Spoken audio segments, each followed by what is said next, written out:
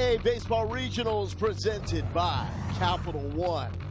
We're here inside Dick Howser Stadium. Special day because it's packing day. Elimination day in this Tallahassee Regional. Mike Glavin and Northeastern trying to keep the season going a little bit longer. Last night was tough. 27-game winning streak, the longest active in the nation, came to an end. Bethune-Cookman hung tough with the host team, Florida State, but a little scared of the Seminoles. They're cool and collected. Facing elimination is not going to phase these Wildcats. First game, elimination on the line. The late game, Florida State, Mississippi State. You can see that on ESPN2. This place, Dick Howser, is going to be bonkers. The winner of that matchup moves a game away from moving on to the Super Regionals. With Devin Travis, I'm Lowell Galindo. Welcome to Tallahassee, Florida. What a night for Northeastern in a negative way. They have not felt this way in a long, long time. It was 27 straight wins for Mike Glavin's club from up in Boston, the longest active winning streak in the nation. Well, they got run up on by Mississippi State, and now they have 13 hours to recollect themselves before the start of this game. What are they going through right now? Yeah, you know, a little bit of a hangover effect is always a question after a loss. And you think about winning 27 straight, incredibly impressive. But you got to wake up, and I think a beautiful thing here is it's quick. It's a quick sleep. I get to come back to the field. This team, they started 4-6. They responded. Will they respond again? We were looking for a response at least late against Mississippi State. We did not see that. For Bethune-Cookman, certainly played Florida State tougher. It seems like there's a little bit of an edge for these Wildcats. Can you see the scenario where Johnny Hernandez and his team jump on Northeastern early? Yeah, you think about the hangover and the quick sleep. You know, Bethune-Cookman on the flip side saying, hey, let's jump out on them. Let's continue to shock these guys. We jump out to a lead. We got our guy on the mound. Like their chances if they can do that. Dreams will be dashed. Careers will come to a close on this field after this game here today. The first elimination game in the Tallahassee Regional. First pitch with Northeastern and Bethune-Cookman coming up next. Welcome here to Tallahassee. Elimination day. And the boys from Brookline still feeling confident. Carson Walsh flexing on camera, and he's ready for the Huskies to flex that muscle that we saw during that epic 27-game winning streak. Taking on Bethune-Cookman, first matchup between these clubs since 1997.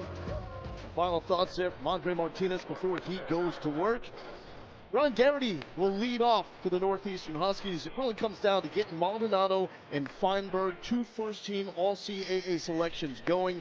Jack Goodman was the highlight. He went 2 for 3 with the walk last night. Yeah, these guys got to get off to a hot start today. And you think about that hangover effect. I think these hitters extremely excited. No time to think and let that anxiety build up. Let's get back out to the field as quick as possible and get this show back on the road. And Devin, there's a starting pitcher that we can both get behind. Edwin Sanchez, 5'7". His coach Johnny Hernandez says he's every bit of 5'6" on the mound. Yeah, but I tell you, he pitches like he's 6'5". He attacks hitters constantly. 3-pitch mix, fastball, changeup, that's his go-to. The slider, it's really just for show, but you're going to see a guy on this mound today, a ton of energy, a ton of compete. I think that exemplifies who this Bethune-Cookman club is. From El Paso Community College, originally from Puerto Rico, second team all-SWAC selection. The numbers are awesome, a 3.09 ERA, and pumps his strike to start us off here in Tallahassee. Northeastern, they need to get the leadoff guys on. That sets them up to play their havoc style on the bases, but did not have a leadoff hitter reach last night in the loss against Mississippi State. The biggest key when you face Northeastern is to retire that leadoff man. Mississippi State last night, man, that was fantastic. 1-1 pitch, driven to the gap. This is going to be extra bases. Garrity on his horse, off the fence, eyes up, taking the turn, hitting the brakes. If there was a back throw quicker, they would have had Garrity at second base, but it's all positive for Northeastern.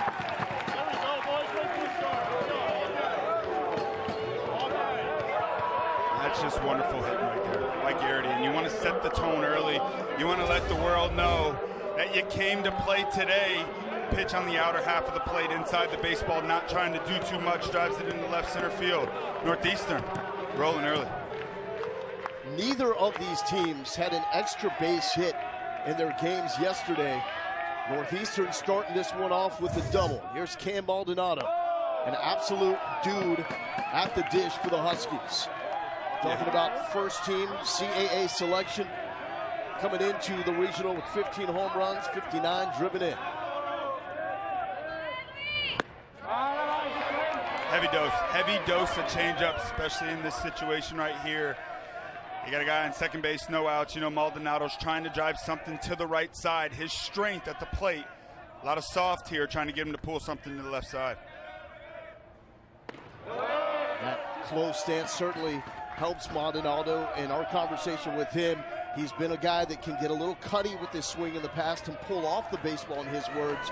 This setup helps him think more opposite field. Yeah, kind of like a seatbelt with that front leg, keeps him closed for longer. So Northeastern comes into this game, one of the biggest threats on the bases in college baseball, 192 stolen bases, second nationally going into the regionals. They did not have a stolen base last night, not even a single attempt. And that play could have been close, but the throw in the dirt as Jesus Venegas comes over for that pick attempt. It's the first time since the loss at Campbell, before the start of this winning streak, the Northeastern did not have a stolen base or even an attempt. Yeah, you just got to credit Mississippi State. That pitching staff last night was fantastic. Also the walks. You cannot walk this club. Into center. Garrity sees it. And that's Northeastern getting into the heads of Bethune-Cookman and altering the way they play. Yeah, that's what they do. Pressure, pressure, pressure. You like to think as a pitcher, yeah, there's no way I'm just going to pitch my game. No chance. On second base with Garrity, no outs, and you see the attention early on. Multiple pickoff plays and a ball that's just short hopped out at second base to Venegas, and he couldn't corral it. Maldonado trying to do the job here. The two swings and misses on changeups. You see that changeup? It's 86, 87, up to 88 with the fastball. Changeup 74 to 76. Big disparity. 0-2 pitch, trying to pan on the outside, does not get the call. What's the approach here now? 1-2 count. Yeah, you got the middle infield back, the corners basically playing in. You're just hunting something up in the zone. You got two strikes, just trying to put the ball in play. Maldonado cannot. Huge strikeout there by Edwin Sanchez. And that's just what he does. Absolutely nasty. Cam Maldonado, he is sitting changeup right there on that pitch. But sometimes you just got to tip your cap to a pitcher who's got a great one. Ultimate equalizer. The changeup in baseball, big strikeout. Harrison Feinberg, 0 for 4 with a strikeout yesterday against Mississippi State. Also using that Stanton-esque close stance approach. Talking about the CAA co-player of the year. 18 home runs, 66 RBI. He's got to get going.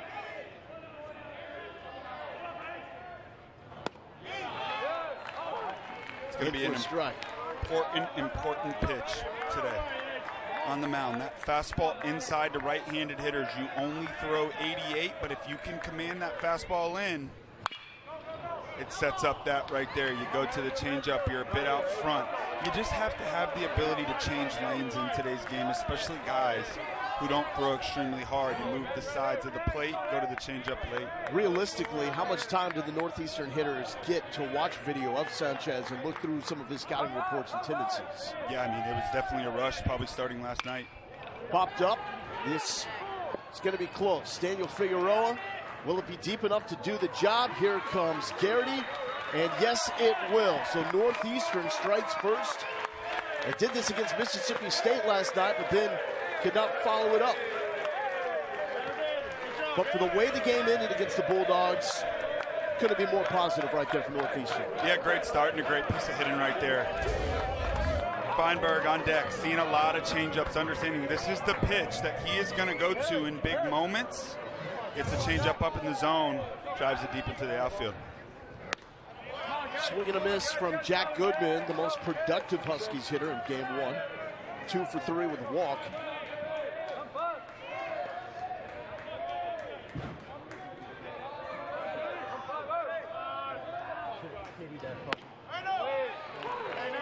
about Irvin Escobar behind the plate, bringing that one back a little bit for a starting pitcher. Yeah, he's really, really good back there.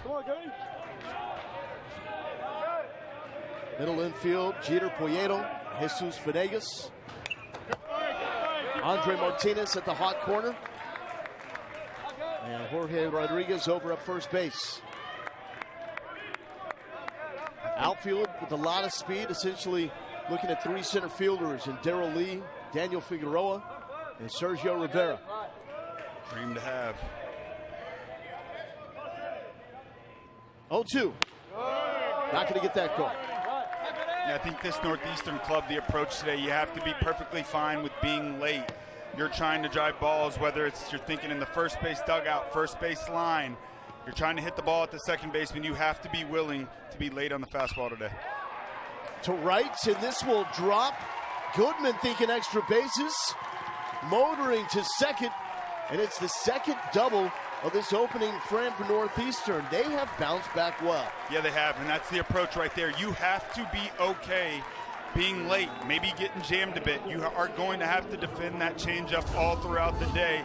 You see a pitch on the inner half of the plate, gets in just a bit, but because his approach was solid, he gets rewarded with the double, extends the inning here with 2 outs. And this is why that see it deep, oppo approach always plays in the game of baseball. Yeah, big time, and especially when you're facing a guy with finesse, 88, 74, 75 mile per hour changeup. If your approach is no good, he'll dominate. First pitch ball upstairs to Carmelo Muzakia. See what kind of activity that Goodman has on second. Saw Garrity drawing a lot of attention from Sanchez when he led off the game with a double.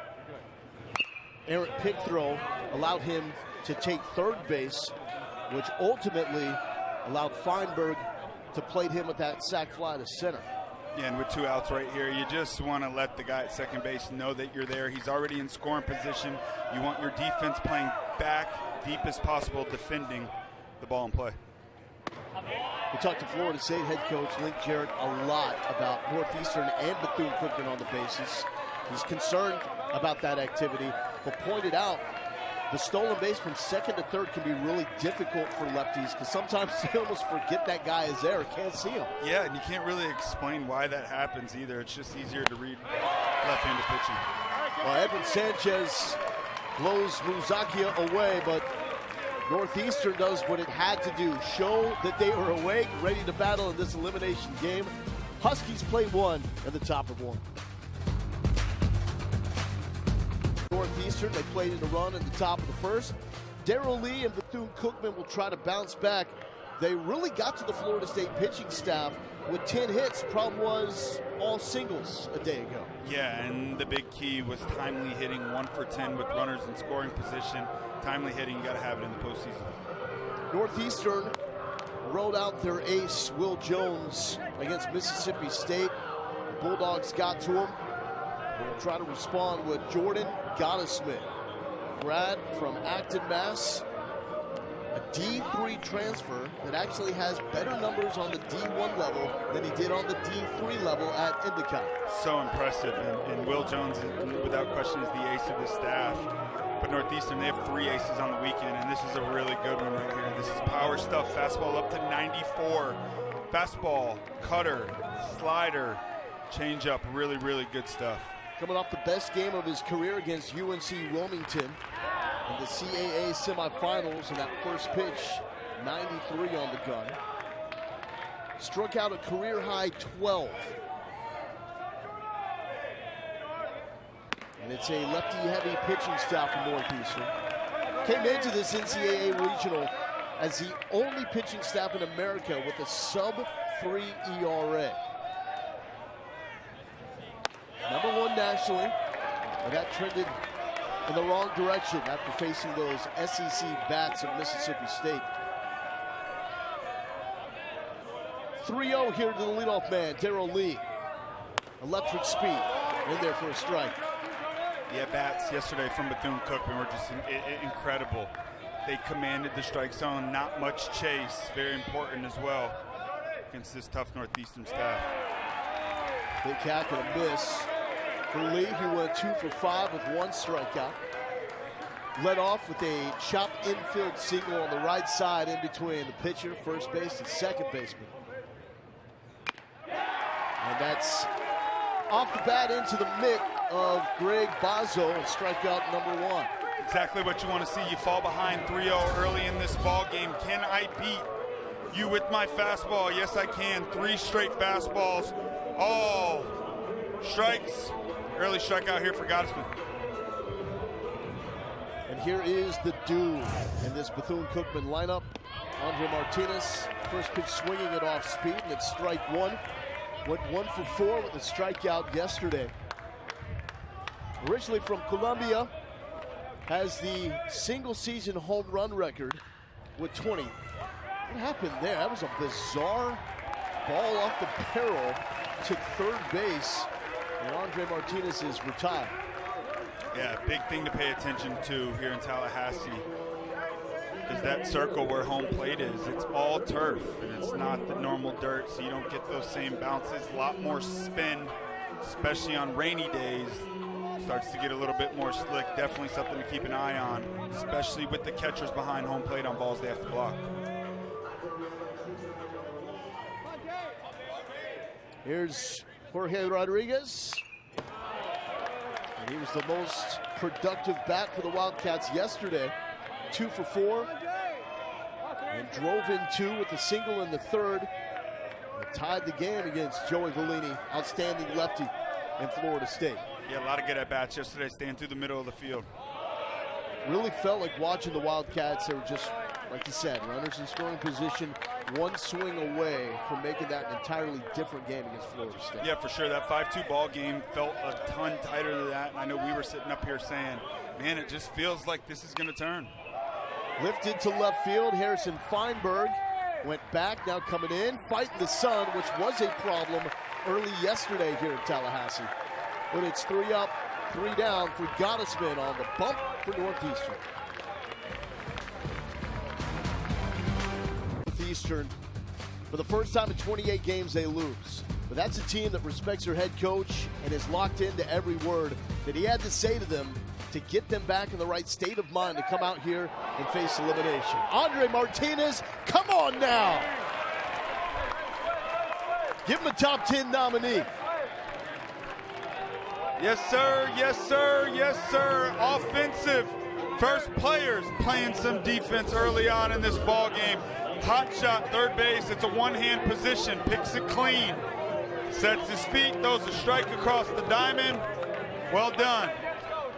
So it's not just offense that Andre Martinez can do. Rob and Matt Brinker there. But back to Mike Lavin and Northeastern. There's a lot on the line for this team. He has been open about the win streak, talking about it throughout the entire duration as Alex Lane grounds out to second base. He's not hiding the obvious, basically. I would have loved to hear what that message was all about in that moment. I would have loved to hear that message too. And you mentioned how locked in those players are. That's what I see in that video is a group full of young men that respect their leader and they trust their leader to be the person to get them back going again. This is baseball, man, and 27 straight games in a row. Sorry, it's going to eventually end one day. But I think the big thing in that message is how can we respond tomorrow? It's the only thing that matters. Bozzo, first pitch swinging in his first at-bat in this Tallahassee Regional, and he flies out to Poyeto deep in that shortstop position. A 4-pitch inning there from Edwin Sanchez. Little guys dealing. 1-0 lead over Bethune-Cookman here in Tallahassee, Florida. Pretty solid attendance right now, considering you got the kids from Boston. Bethune-Cookman had to make the drive from Daytona Beach, but make no mistake about it, this place is going to be bonkers for the late game, where Florida State, the number 9 national seed, and the passionate fans of Mississippi State that have made the trip from Starkville in full force. Better get it ready tonight. Good one on the way. Jamie Arnold, projected number 1 overall pick against a Mississippi State ball club that really loves hitting left-handed pitching. And they love their interim head coach, Justin Parker, 10-2 since he's taken over. Jesus Venegas Pops up, Jack Doyle fighting the sun. He will give way to Jack Goodman, and there's that priority that we were talking about a day ago. Get out of my way. High sun here, high sun. Not a ton of clouds in the sky today. Very important for these infielders to communicate, stay with the ball. Don't take anything for granted on a day like today. A lot of communication happening. Yeah, so what are the challenges of a ball in the air when you don't have clouds? The sky is just incredibly high, and the ball at certain points goes very, white on you. So it's just important to. One of the best things I've ever been told as an infielder is there's no such thing as a routine play, and the play is not over till the ball is secured. So it's just incredibly important today to communicate and stay with the ball the whole time. Poyeto down the line, thinking extra bases, takes the turn, and for the first time in the Tallahassee Regional, the Wildcats have an extra base knock. Jeter Poyeto. Big fan of his game. Big fan. He's got that swagger to him. That's just nice, man. Working down on the baseball, stays inside the baseball, drives it down that left field line. First extra base hit for Bethune-Cookman. Yesterday, runners in scoring position, 1 for 10. Timely hitting. It's a must. Got to be better. Bethune-Cookman can be pesky on the bases as well. See if they'll try to play the game that Northeastern has become known to play. 125 stolen bases coming into this regional for the Wildcats. 23rd most in D1 baseball. Irvin Escobar, starting catcher, 1 for 3 yesterday.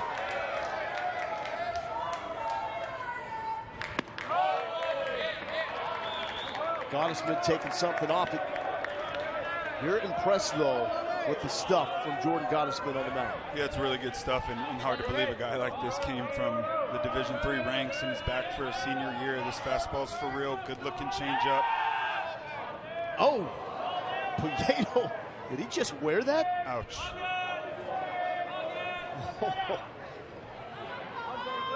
Laugh so you don't cry.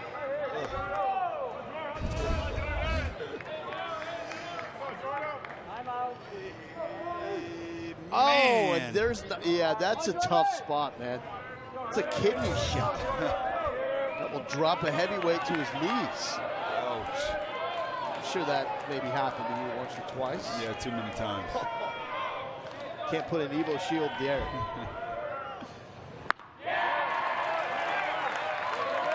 Maybe you have to go see Coach Norvell and get one of those flak jackets. Man, with how much my body broke, I needed my whole body covered. You need some bubble wrap? Yes, I did.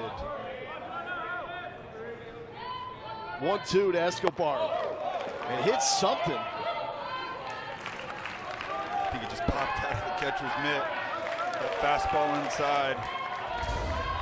You see change up, swing and a miss, so you slow him down. Important to go fastball in. Boy, that's scary right there. You really got to reset as a hitter. Got to get back to the right side.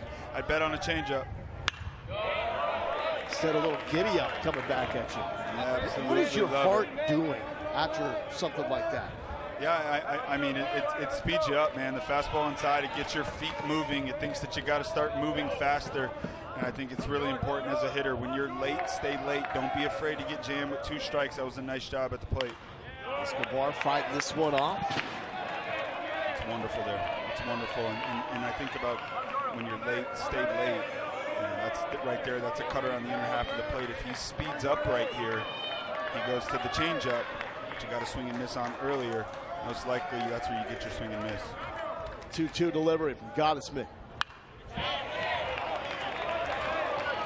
Talk to me about the importance of not catching barrels and the swings that just give you another chance. It's so important. And you're taxing the pitcher. There's nothing worse that a pitcher hates than a bloop single to right field, or you making him throw 5, 6, 7, 8 pitches in an at-bat.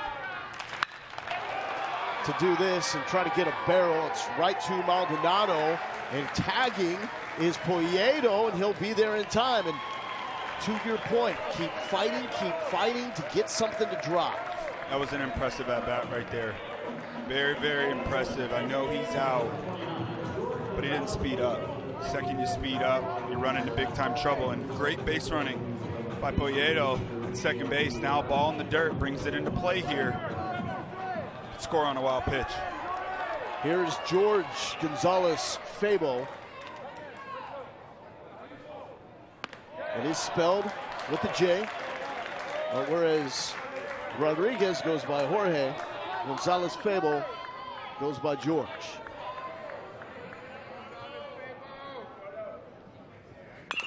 In the lineup for the first time, the regional.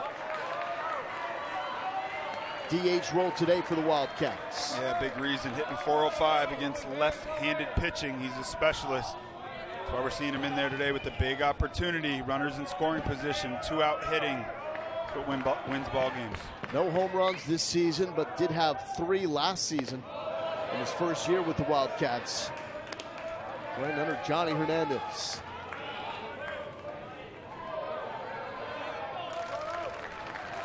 Poyeto 90 feet away. 2 outs, 1-2 delivery from Gottesman.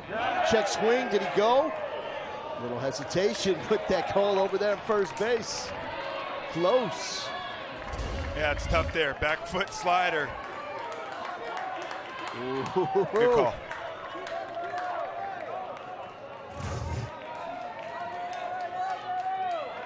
Gottesman trying to keep Poyeto on third. Full count. Some great at-bats this inning. Great at-bats for Bethune-Cookman. Good sign. Loving their approach early on today.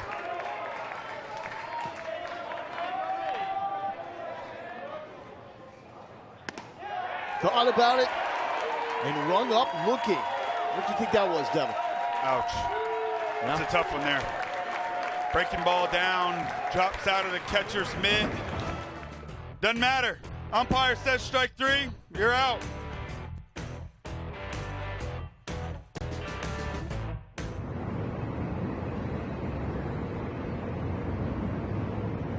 On ESPN Plus and the ESPN app. For more information, visit NCAA.com, the home for all 90 NCAA championships. The winner of the Tallahassee Regional will match up against the winner of the Corvallis Regional. That will be a 2-team super. Corvallis, if you did not check the scores from last night, was absolute mayhem. St. Mary's beating the national seed, Oregon State Beavers. And in the early game, it was USC, the men of Troy, taking down a TCU team that had a strong argument to be one of the top 16 national seeds. Get all of that one to left field. Unhooking foul.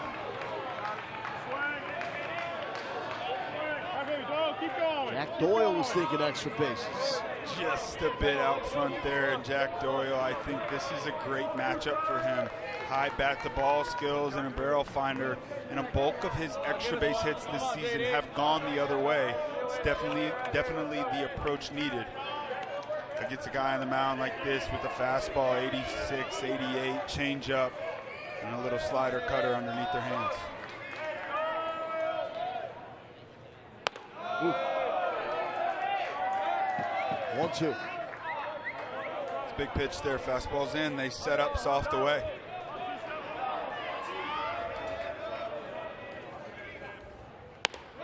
Trying to climb the ladder, did not go, and it's 2-2.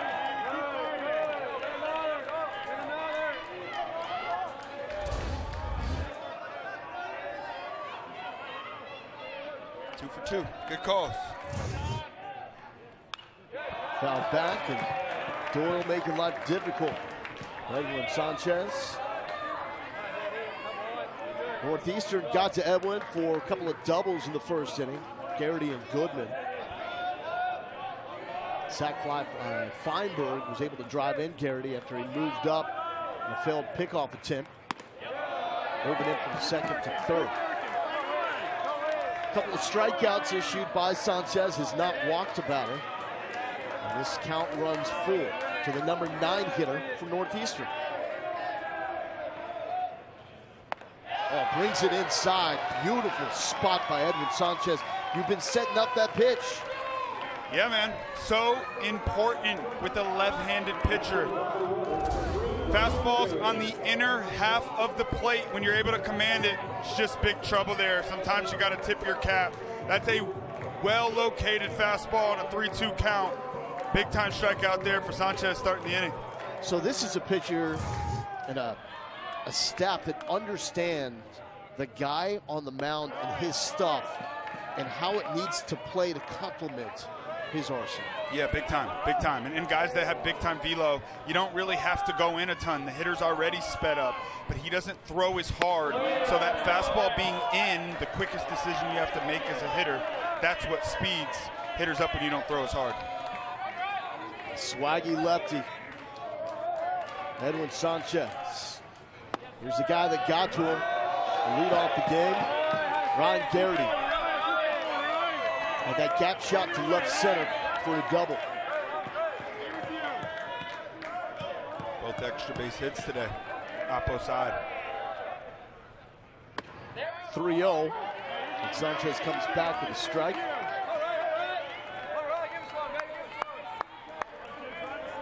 Here's Johnny Hernandez, 6th season as a head coach at Bethune-Cookman.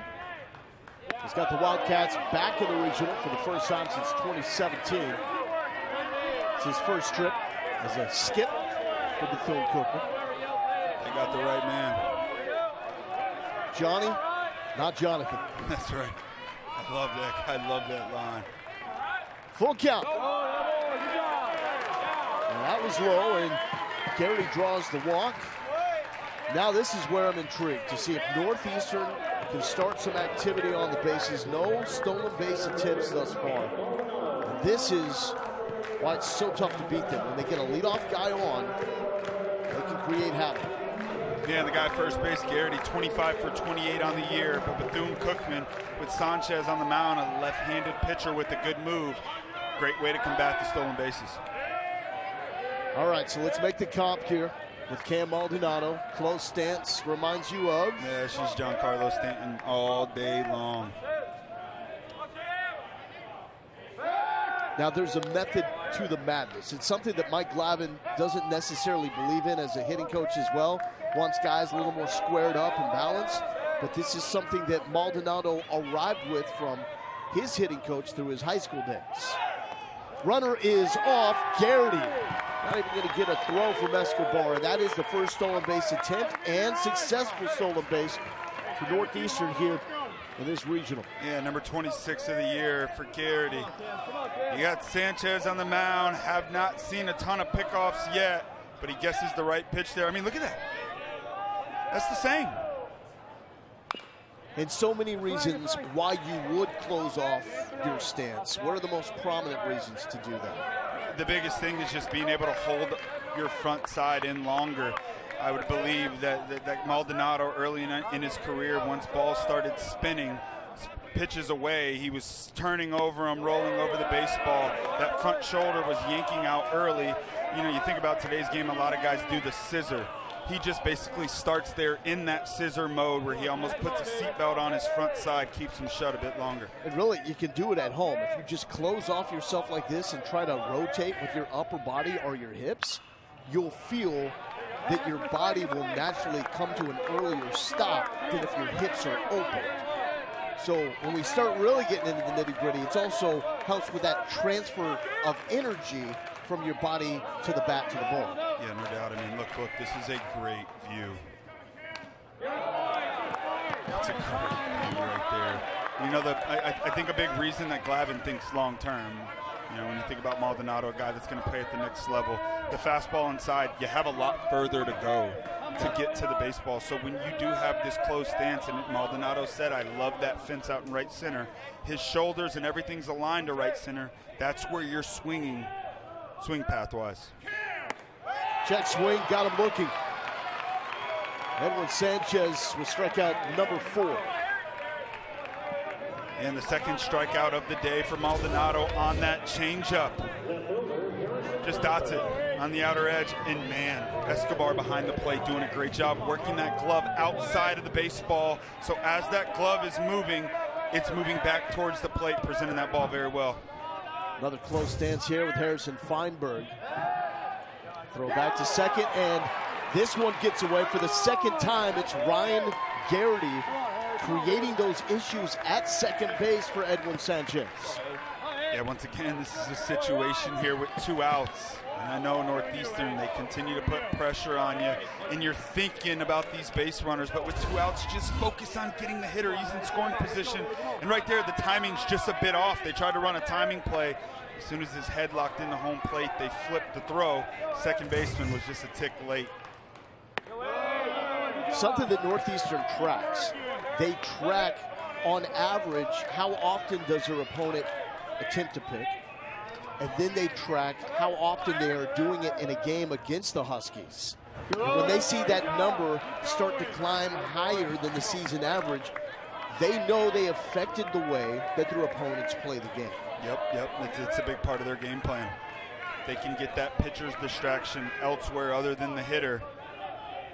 Pitcher makes more mistakes. I mean, that's something that Bethune-Cookman did not have to worry about yesterday against Florida State. Now, Florida State did their damage with 3 home runs, but that kind of frenetic energy on the bases, you see it a little bit, especially the SEC with teams like OU and Kentucky. They'll do that a little bit more, but it's not every day you see a team do what Northeastern does.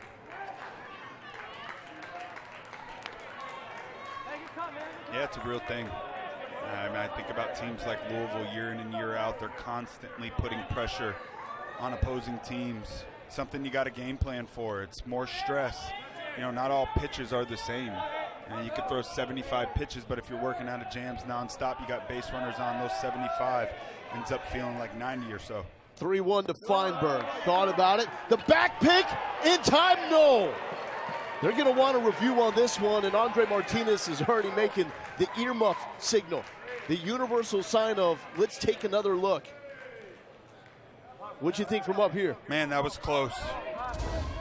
Beautiful that was throw. Close and quick. Yeah, he's in there. Barely. He's in there, yeah. And that's just a heady play by Escobar and a great job by Martinez. Bouncing over to third base quickly. That angle's not going to help, because we could not see Martinez's tag. And they are not reviewing this one. So, game on. And the first and third play. And Feinberg will take second base. Yeah, Bethune-Cookman knowing Feinberg. Now 37 stolen bases on the year. Not looking for any extra trouble. They're betting on Sanchez to win this battle right here. How big is this at-bat with Goodman? Huge, huge. Early on in the ball game, 1-0. Chance for some momentum for Bethune-Cookman. Oh, pull the string, why don't you? It's the equalizer, man. Good changeup. Double into right center, last at bat on a cutter inside. Figueroa is shading him that way in center. Comes back to the other side, and this is popped up. Pueyedo calling everybody off. And Northeastern got 2 in scoring position, could not cash in. Sanchez makes the pitches when he needed to.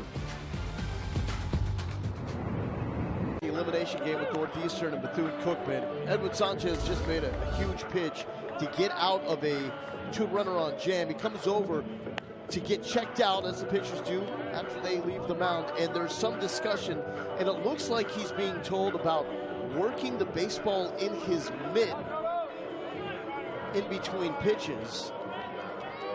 And so then the catcher is called over, and Ervin Escobar. Honestly, I think that conversation was probably just getting help with translation from the umpire. For sure. And it has nothing to do with any kind of sticky substance, which is what umpires check every inning or every other inning. And you just see right here Escobar just letting Sanchez know, hey, this is what he's telling you. We'll have to take a peek at it next inning when he's out there. Rivera leading off. Maldonado calls off Feinberg in center. And a long out there for Sergio Rivera. A lot of good swings, liking the approach out of Bethune-Cookman here early on in this ball game, and I'm loving what Gottesman's doing on the mound, just continuing to attack and trust his defense. It's been great all year. Just got that feel of an elimination game. 2 teams that know it could all end right here, and just being stubborn, refusing to let in. Let the dream die. Here's Daniel Figueroa trying to maneuver out of the way of that inside pitch. Figueroa went 2 of 4. Rivera and Figueroa were nails at the bottom of the lineup for Bethune-Cookman yesterday. Each of them coming up with 2 hits. 10 hits in all. So actually out-hit Florida State. But while the Noles had 3 home runs, Bethune-Cookman did not have the extra base knocks. That is changing today. Grip and rip, Daniel Figueroa, and the dude can fly. A no-doubt double by the number 9 hitter, his 3rd hit on this Tallahassee regional. Yeah, it's nice right there for Bethune-Cookman, and it's the 7, 8, and 9 guys really since the SWAC tournament that have been on fire and carrying this team.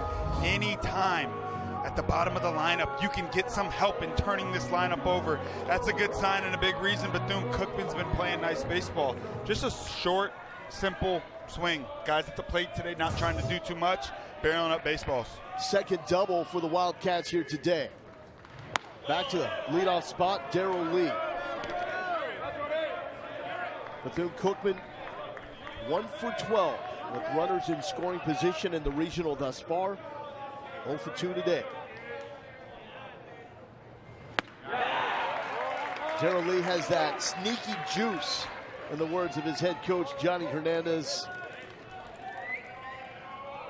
He does, and you see 318 with runners in scoring position. Got to keep an eye out at second base on Daniel Figueroa.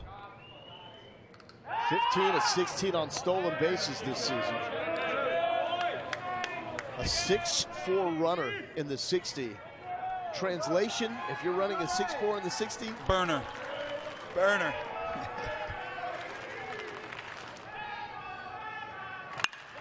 Oh my gosh. Just turning on that one. And Darrell Lee just got a little bit too front. Just a little bit out front on that cutter, 87 miles per hour. Oh, we got to work for this souvenir under the bleachers.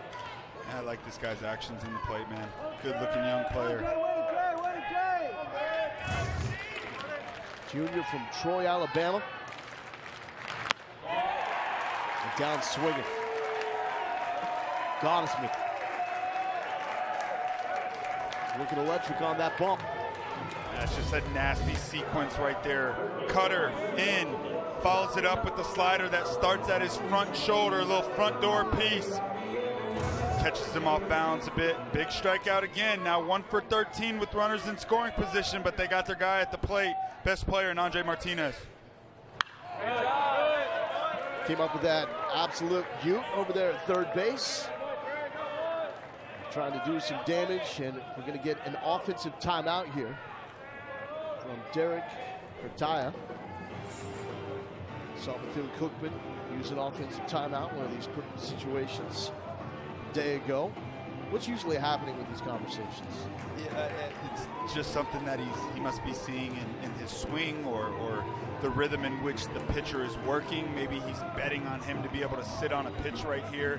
And I think most importantly, too, just giving Sanchez in the dugout just a little bit more of a break, understanding how important it is right now in this situation. 1 for 12. Runners in scoring position. Here's Gottesman. Low, and it's 1-1. Andre Martinez, 20 home runs, tied with Peter O'Brien for the most in single season history.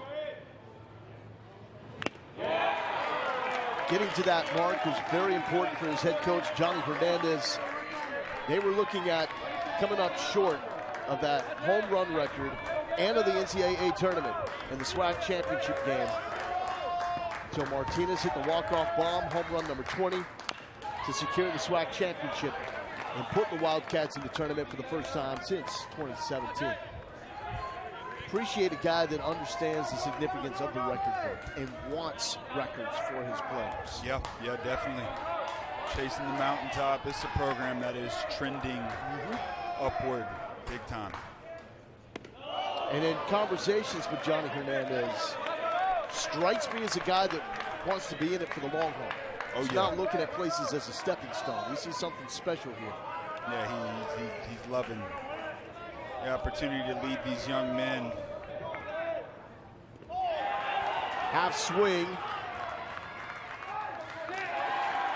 And Boswell makes the throw to first on the drop throw and strike. And another runner left in scoring position as Northeastern leads 1-0.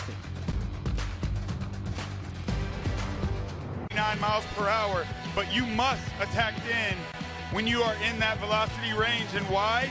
It sets up guys being out front of his best pitch, the changeup. Out front right there. And how about this? Changeup, down and in. You're early, you're hunting fastballs in, swing and a miss. He's looking sharp early on. It's a big key for him coming into this ball game against a Northeastern club that's hungry to get some offense going. He's done a really nice job stymieing him so far. He's a 5'6" workhorse, which you don't say a lot about guys on the mound. But in his previous 3 games, 308 pitches in an 11-day span. 18 innings pitched and a 2 ERA in that stretch. First pitch swinging and popped up to left. And Ruzakia is retired. 318 pitches.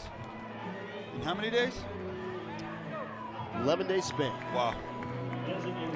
What I think is fascinating is that he's playing D1 baseball, period, because what it means is a head coach was willing to look past his stature and give him an opportunity to come out and compete and show, in the words of Mississippi State's interim head coach Justin Parker, players, not prospects.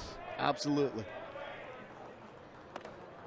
Give me him, man. Give me 9 winners and give me 9 Edwin Sanchez's, guys that are going to go out there and compete their tail off from pitch 1 to the very end.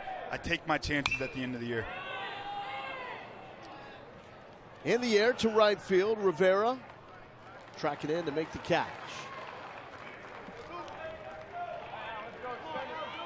There's Mike Lavin, who's done a fabulous job at Northeastern.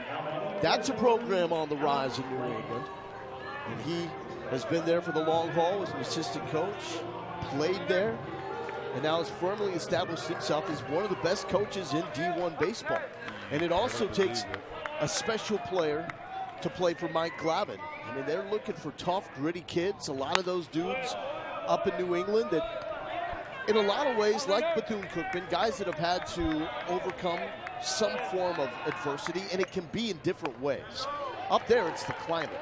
Just knowing that you're not going to play on pristine fields, you're not going to be able to play and swing the bat year-round, like down here in Florida, but they find a way. They know the type of player they want, and they go get them. And like Bethune-Cookman, they turn them into fantastic players. Yes, they do. And I can speak on that as a player from South Florida. Man, it's under 60 degrees, man. I'm hoping for a rain out. I want no part of baseball. But these young men, they'll play in anything. Off the cap, Sanchez with time. Throws to first, and a 1-2-3 inning for Edwin Sanchez. Northeastern has the lead. We'll talk to Coach Glavin coming up.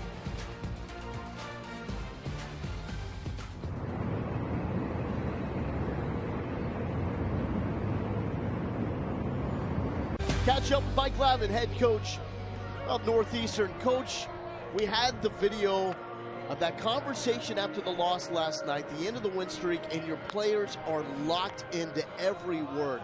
What was the message and the response? That was a fairly animated post-game speech for a regional. We just weren't ourselves. I was just disappointed, frustrated with the way it looked. I'm not saying we should have won the game or anything like that, but that wasn't us. Defensively, we didn't really play well. We were behind in the count, walking guys, and then offensively, we just couldn't get anything going. So it was just kind of, hey, let's get a reset. We're better than this, and let's come out tomorrow, and process every pitch. Coach, off to a good start. What's the approach against Edwin Sanchez today? It's been good and bad, right? You've seen 2 good innings where we've battled, and 2 innings they've been way too quick. So we just got to trust the depth and the height, and he's a good pitcher. He's got a ton of pitch ability, changing speeds in and out, and we just got.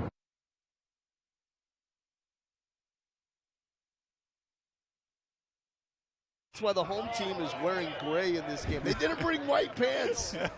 Coach Hernandez even offered to run to Dick's Sporting Goods and get his team white pants if that's what it took. It's classic. Classic. But really, what Coach Glavin was talking about, you have two teams. If you like tough players in different body types from different parts of the country that just play the game the right way, this is the matchup because they do it on both sides. You got that right. And it's refreshing. Yes, it is. In the world of the transfer portal and guys being all over the place, guys come to these programs and they stick. Have the opportunity to play, go shine. Center for Rodriguez. Maldonado will be out. And they play to win, right? And I think that's a big focus on these two head coaches, and the reason they're having so much success is because they don't need all the pretty analytics and the bat speed. They're looking for guys that can come into this program and that are going to buy into the culture, and they're going to be a part of what they're trying to build. And at the end of the day, the number one goal is they want winners, and that's what you see. And if you can play the game, you'll get fouled. Yes, you will. Yes, you will. It may take a little more perseverance, a little more patience, but it takes one, right? It takes one coach to believe that you can impact their team in a positive manner when you're playing D1 baseball. Yeah, well said. Can't say it any better. Here's Jesus Venegas. And a fly out shortstop his first time up. By the way, you got two pitchers that are just settling in and dealing. Jordan Gottesman. 4 strikeouts for Northeastern. And has held Bethune-Cookman in check to 2 hits. Both of them doubles and have been hit hard. But no hits with runners in scoring position. It's the key.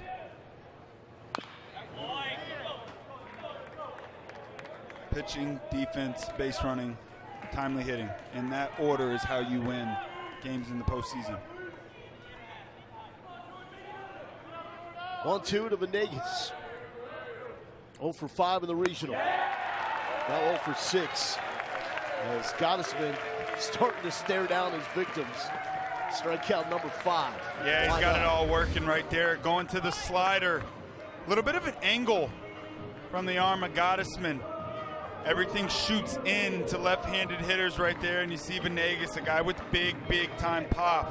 A little punch to the face. Boston strong, baby. Boston strong right there, man. You're dang right.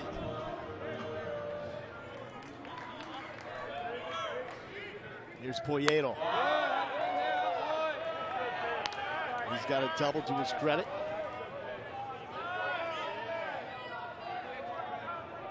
My friends up in Boston built a little different up there.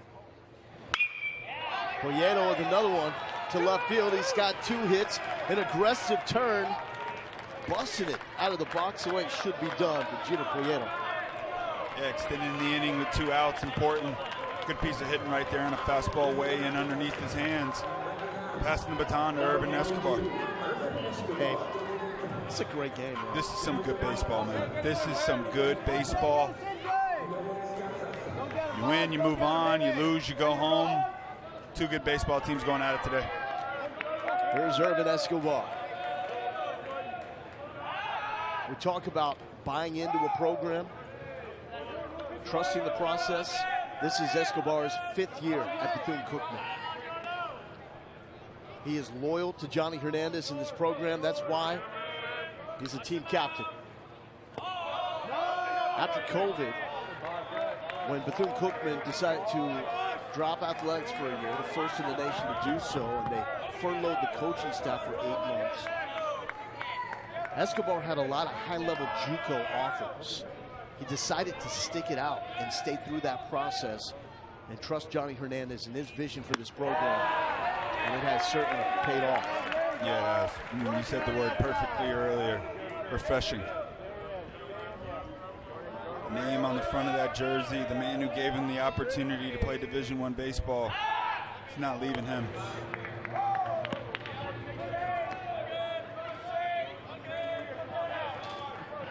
See that stopwatch out there at first base, making sure everything is timed. See if Poyeto can get the jump he needs. Maybe swipe a bag. So Break down the stopwatch. What are we doing here at first base? What exactly are they trying to time on? The second there's any movement from the pitcher, they click the stopwatch. As soon as it hits the catcher's glove, they click the stopwatch. Normally, as a base stealer, you're looking for anything 135 to 14 and above. It's probably about the number for a guy like Poyeto. Probably 135 is the number. Anything higher than that, he's trying to get a jump. There he goes. Poyeto is off. Hit and run. Perfectly executed. Poyeto swinging around the third. That's baseball, baby. Yes, sir, it is. Taking a page out of Northeastern's book. Aggressiveness, activity. Poyeto gets a great jump at first base. And Escobar gets a pitch up in the zone, drives it into right center field, and a nice job. Out in center field by Maldonado, getting that ball in quick, because you know Poyeto, he ain't slowing down around the bases. Once again, runners in scoring position, timely hitting. Now is the time for the Wildcats. So a runner on third. And Bethune-Cookman 1 for 14 with runners in scoring position in this regional. 0 for 4 today. Can George Gonzalez-Fable come through? 2 outs.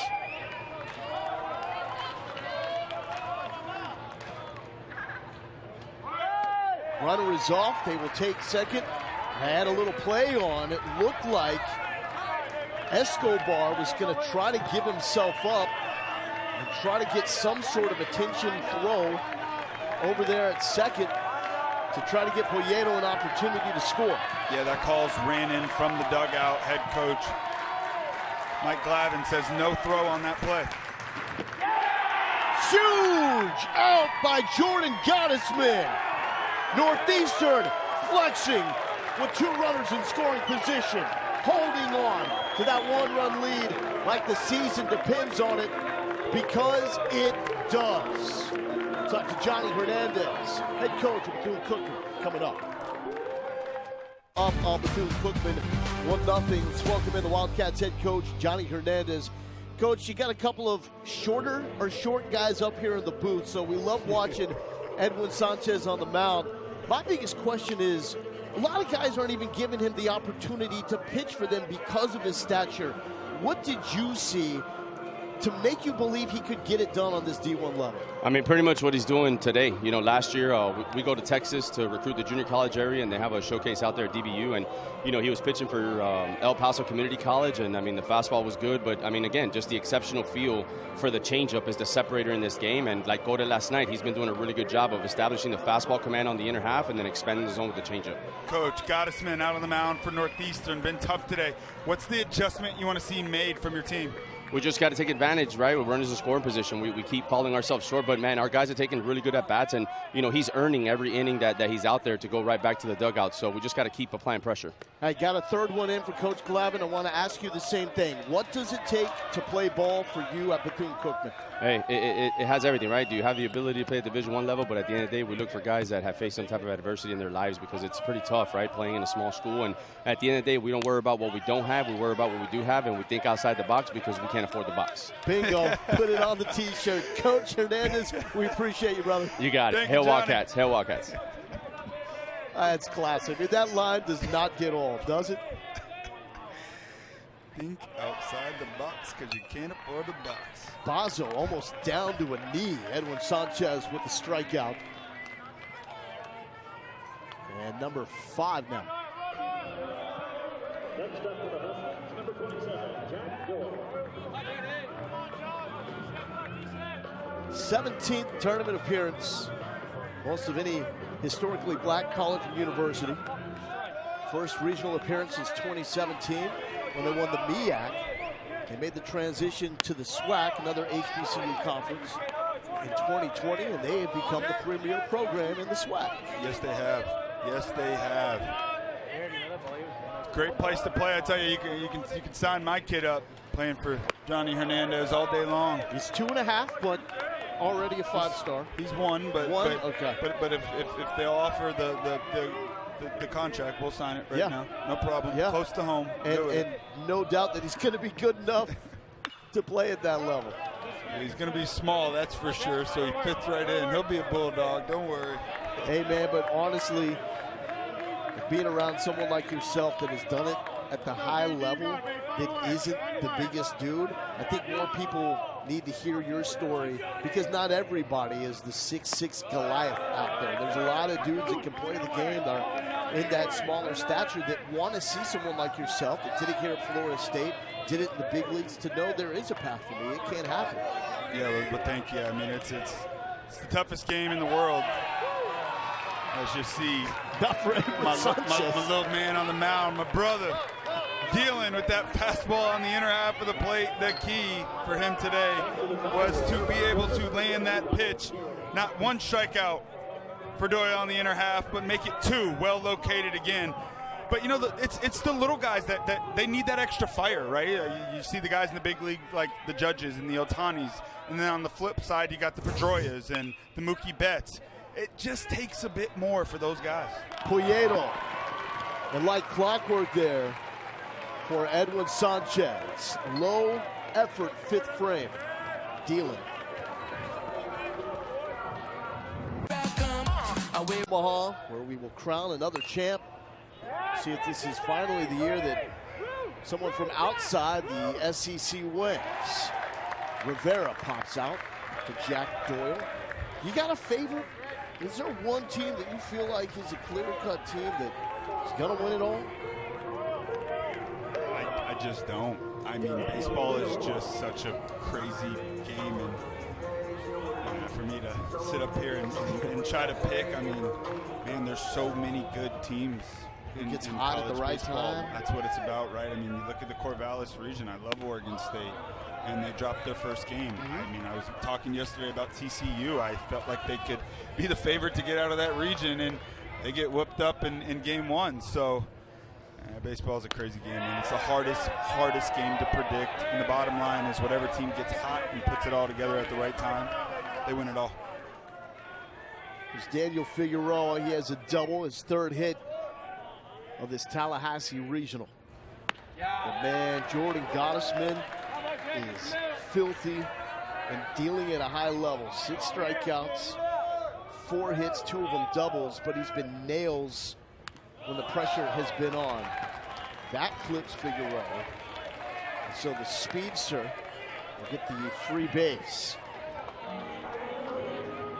See if they can get him over to second, put him in scoring position. He just hangs in there in the box, does not roll into it. It's right at him.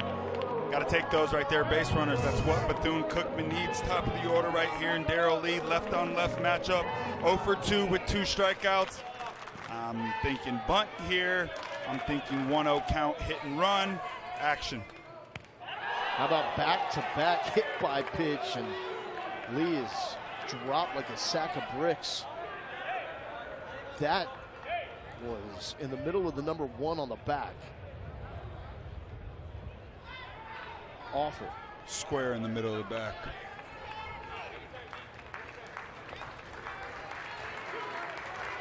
That is as painful as it gets. Yeah, probably the worst one right there. Right on the number. Ouch. On the spine. But I will tell you what, 0 for 2, 2 strikeouts, hit by a pitch in your first pitch, if you're third at bat, take it all day. So these are the moments where Gottesman has now been at his best.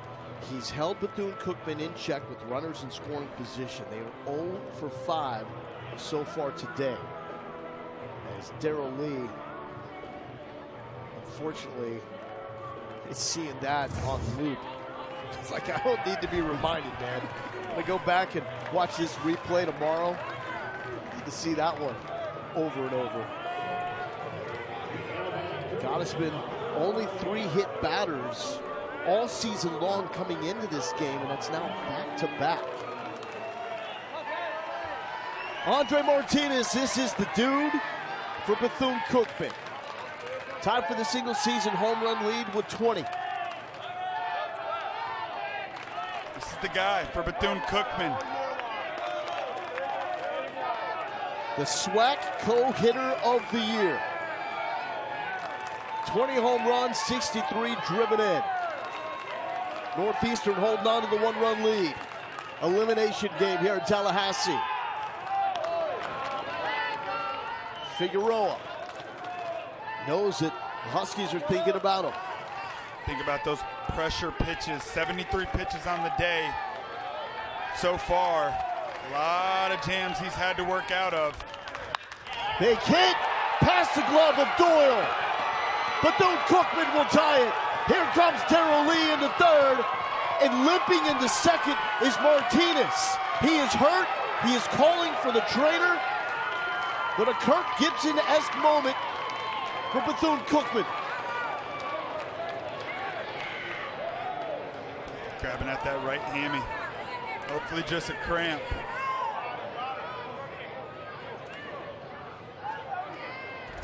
But their guy, Andre Martinez. He's been the most clutch player on this ball club all year long, and as he's rounding first base, you see about halfway. Yeah. Kirk Gibson is right. Hopefully that's just a cramp, man, but what a big hit. Those situations over and over again for Gottesman. 74 pitches in. Those 74 really is a little bit more elevated because of how much stress is behind all of them. And Bethune-Cookman comes through right there with their best player. So running out some water to Martinez at second base, trying to keep him hydrated, which would be key if that is in fact a cramp, which is the best case scenario for Martinez at this point. Yeah, hoping this is just a cramp. You see all the water, so definitely thinking it is a cramp. Take your time. There's no rush to get back here. Win or go home game. Best player on this team. Sit on the ground as long as you need it. Get as much water as you need. They got to have you. That's a good sign right there. I mean, that's a big-time college hitter at any level right there. Man. Smooth, easy, moves slow. Hitters hit. So 0 for 5 with runners in scoring position up until that moment. As Andre Martinez, the man that delivered Bethune-Cookman to the NCAA tournament with the walk-off 3-run home run to beat FAMU in the SWAC championship, has knotted the game up at 1. And still an opportunity here with Jorge Rodriguez stepping in. Yeah, guy that's been swinging a hot bat for Bethune-Cookman as of late. Great day yesterday, staying through the middle of the field. More of that now. Outside ball 1.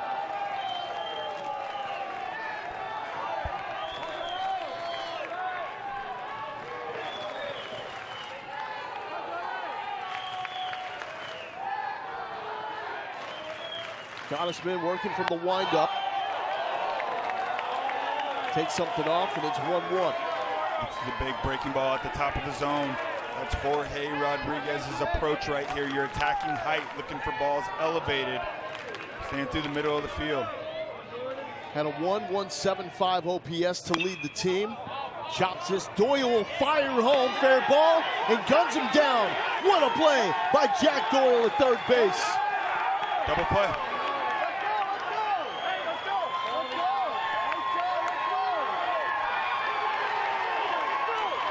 And now Bethune-Cookman players are barking at each other, trying to figure out what exactly happened. Jorge Rodriguez. He's saying it hit his foot. That's why I didn't run. And it does hit his foot. Right on the top of the foot, looked like to me in that first angle.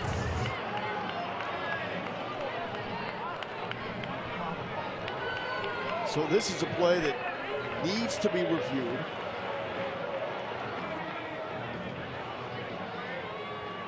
Which would keep this threat alive for Bethune-Cookman. This would be a huge turn of events if it stands. So does it clip his toe? I believe it hit his foot.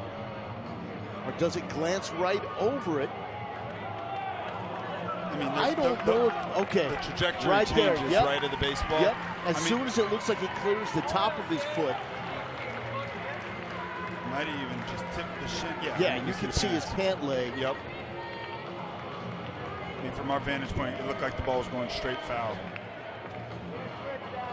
And then it bounced back into play. Yeah, that hit his leg.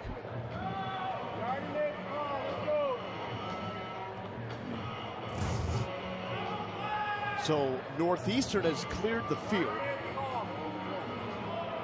They are banking on this being a double play.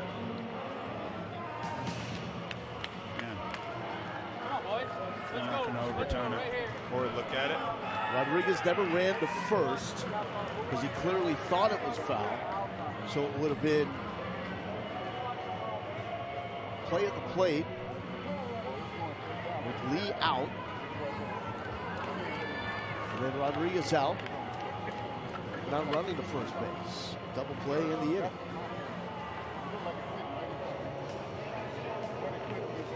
They feel it challenging the call at the plate.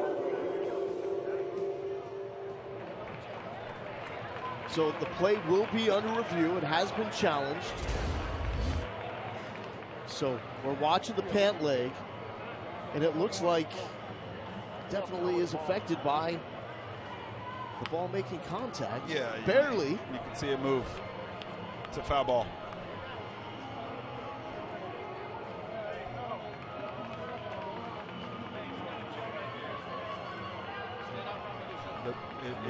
It changes.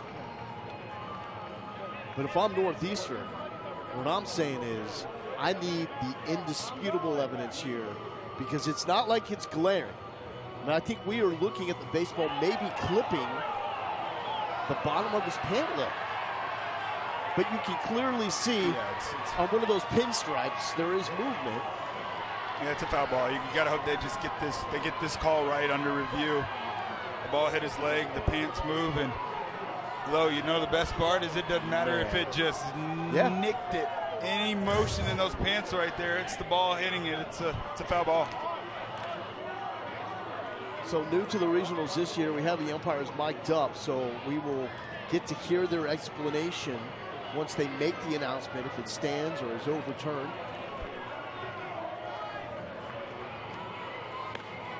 But I love this, right? Like, moment for some conversation there. Hernandez talking with Feinberg.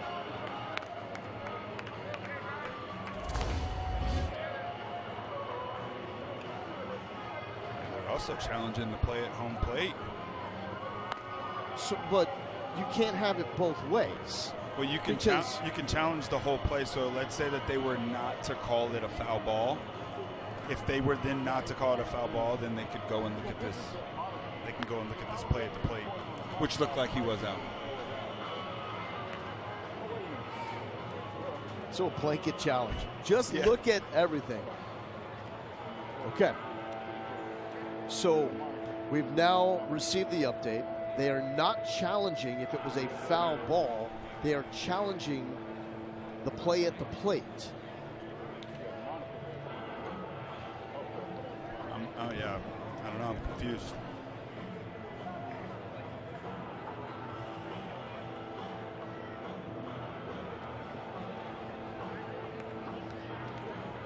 So looking at the left hand of Lee and see if it slips into the plate before the tag is made, that doesn't seem like it happened. No, yeah, he's out at home plate. Call on the field is out at home. And this game that was just moving and was played at a really high level has come to a screeching halt here with this review. It was a long conversation to even figure out if they were going to review and what they were looking at. Yeah, clearly Darrell Lee is out. That's not even close. So if that's what they're reviewing, here we go with an explanation. After review, the call at the plate is confirmed. He's out. So a huge double play. Doyle with the throw home. Vazo applies the tag to get Lee. And then Rodriguez thought it fouled off himself, so didn't run to first base. He's the third out of the inning. Crazy game. Another double play, though. Key in the inning for Bethune-Cookman. 3 yesterday.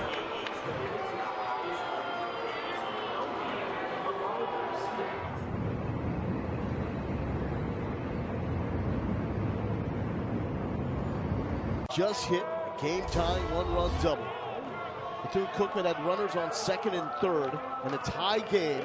Jorge Rodriguez immediately thinks the ball is foul, so doesn't run to first base. They get Darryl Lee at home. Basel applies the tag to Lee and then applies the tag to Rodriguez since he did not run to first, and that is an inning double play. There was a challenge process after that, but whether the ball is hit foul off a player, it's evidently not one of the reviewable types of plays. So that's when, as this ball is hit sharply to Puedo, that's when Johnny Hernandez probably changed his mind. Okay, challenge the tag at home. See if we can get something out of this. Yeah, no doubt. No doubt. Foul balls at home plate cannot be challenged. So you might as well take a chance and challenge the slide at home plate, and he was clearly out. That's a tough one though, man, because it's a foul ball, but foul balls at home plate are judgment calls. Man, what a turn of events. But heads up play, got to give credit to Northeastern.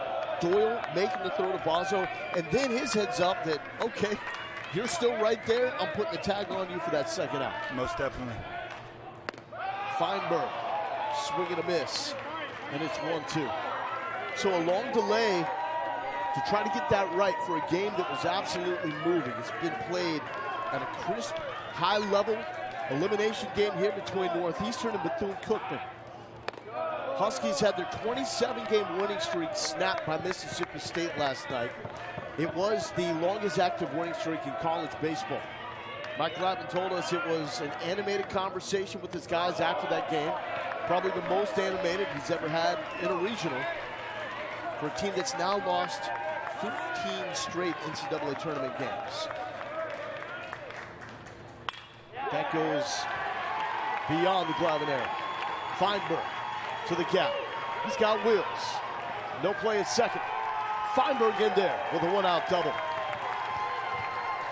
There goes the guy for these Huskies, Feinberg, putting together one heck of a year, staying on the baseball right there. 3-2 count. I absolutely love the no stride. Think about Bo Bichette, has his foot down, never moves it, drives it into left center field. Huskies got something going in this inning. Northeastern was 0 for 14 before that hit by Harrison Feinberg. Last hit before that was Jack Goodman's double in the first inning. And here is Goodman trying to give the Huskies a lead back. First pitch swinging. That one was outside, staying away from the barrel. 0-1. Still got that good changeup going. Man in scoring position, 1-1 ball game. Jack Goodman at the plate, taking advantage of aggression early.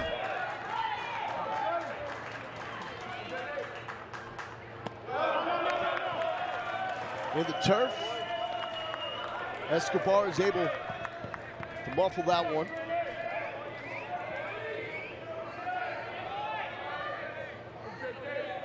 Three doubles on the day for Northeastern. Team that was held to 5 hits against Mississippi State. Not for extra bases. The throwback, that's a close one. Venegas applying the tag, not in time. Another little timing play. Once again, Northeastern man in scoring position. A lot of attention being paid to the base runner. Keep in mind that Sanchez has thrown away 2 of those plays in the center field, allowing Northeastern to move from second to third.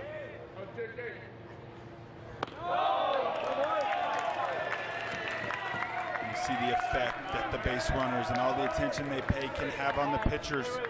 Change up right there, running way outside. 2-1 count. Goodman in the driver's seat here.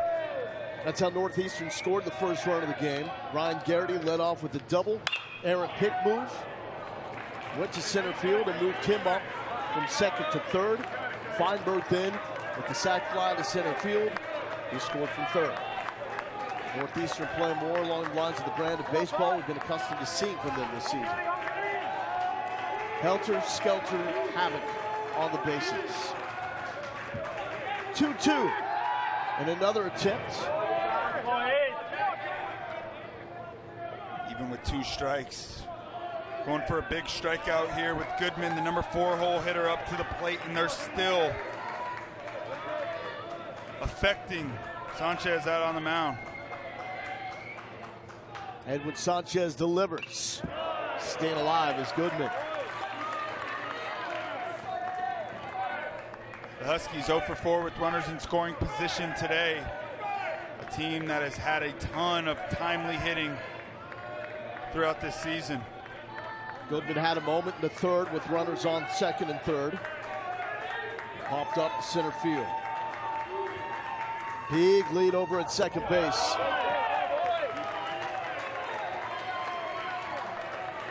As a catcher, do you ever think about back picking to second? Oh yeah, it's dangerous for sure. Feinberg out there is doing a nice job though after a secondary hard crossover back every time. That can shut that back pick down. Through the gap, Feinberg being waved. Glavin sends him home. Play at the plate, not in time. Huskies take the lead back. Goodman advances to second on the throw. Couldn't get it done in the third.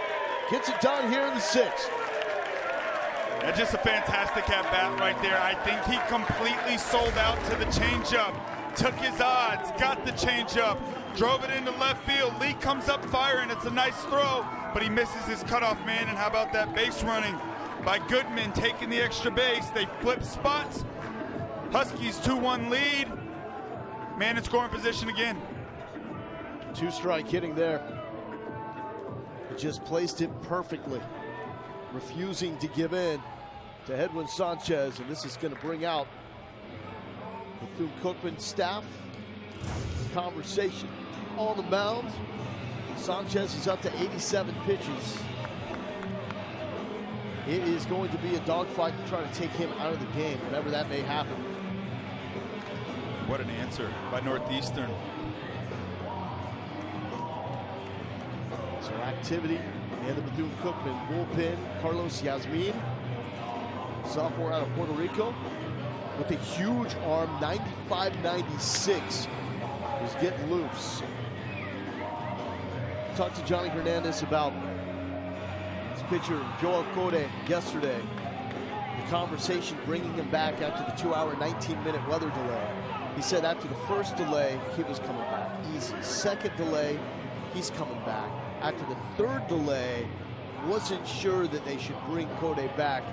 But Code told him, "You're not removing me from this game." And Johnny Hernandez had to respect his pitcher and keep him in. Yeah, a lot of trust listening to Code there, and boy, did he deliver. Fantastic performance yesterday against Florida State. 2 hours and 19 minutes between his last pitch and the first pitch after the delay. He was fantastic. Uzakia will try to add with Goodman on second. Another throw to second base. So that visit, is that purely stall tactic to get Yasmin more time to warm up, or is there a conversation being had? It's the first inning in a bit that he's had to throw stressful pitches. You mentioned he had retired 14 guys in a row, and I think it's just a little bit more of a breather than anything. Also, at the same time, gives Yasmin a bit of time to get going. Goodman had a hard break there as Uzakia showed bunt. See if something is on here with 1 out. The break, the popped up bunt. That's a no-no. What an effort by Escobar, just out of his reach. Looked like Goodman over at second base too was trying to get a jump. What an effort here. Bump pops up. You see that barrel fall down. The second that barrel falls down, likely the ball is going to be popped up in the air. And how about Escobar behind the plate? Got the hair going. Love it. It's a ball player mop right there. Tense moments. Two teams facing elimination. 1-1 to Uzakia. Not showing bunt. It's the outside call. Nibbling, and it's 1-2. Get it back there.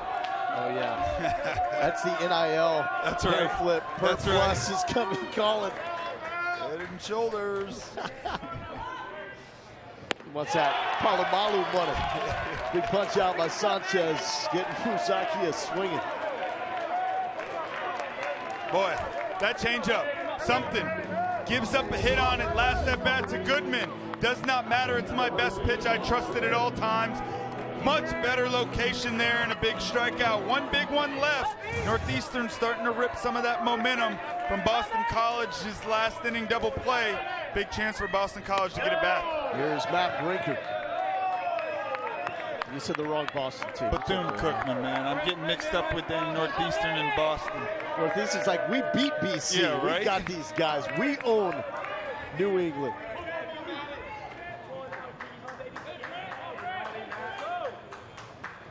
Brinker fouls out when the Bethune-Cookman dugout. I'll throw that change up in any count, man. He just trusts it. He's established that fastball on the inner half of the plate. Landed every pitch for a strike today. Not too many sliders, but he's been able to land them underneath the righty's hands when he's needed to. Brinker 0 for 6 to the Tallahassee Regional. To left, Lee makes a catch. Get it well. Right to Darryl Lee.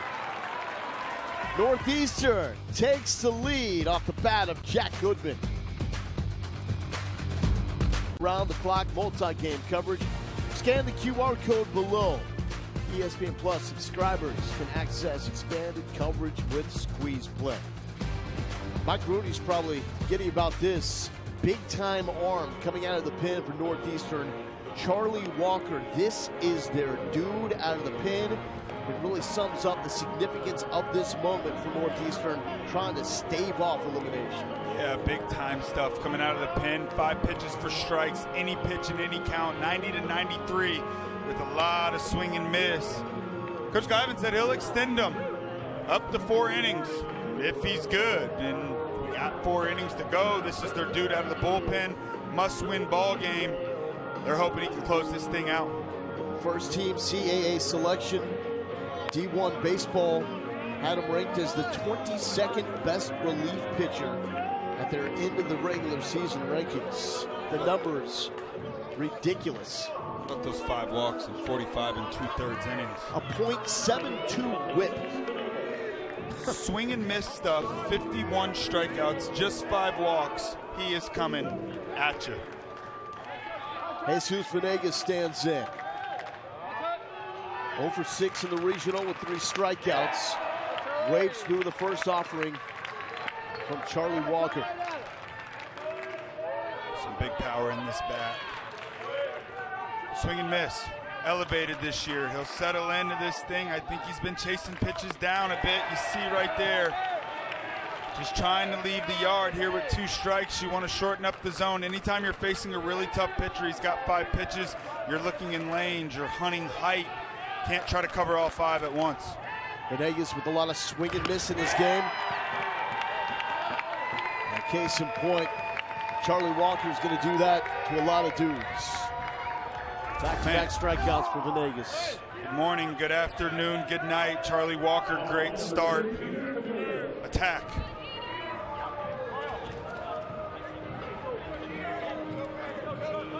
And just go back to last inning, the turn of events at home plate. With Bethune-Cookman tying up the game. Had an opportunity to take the lead.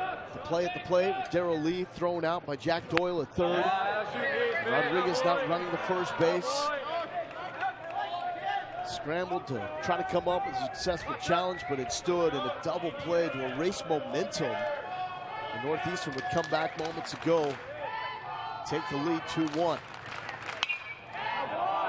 On a play right side by Poyeto. Walker will fill up the zone.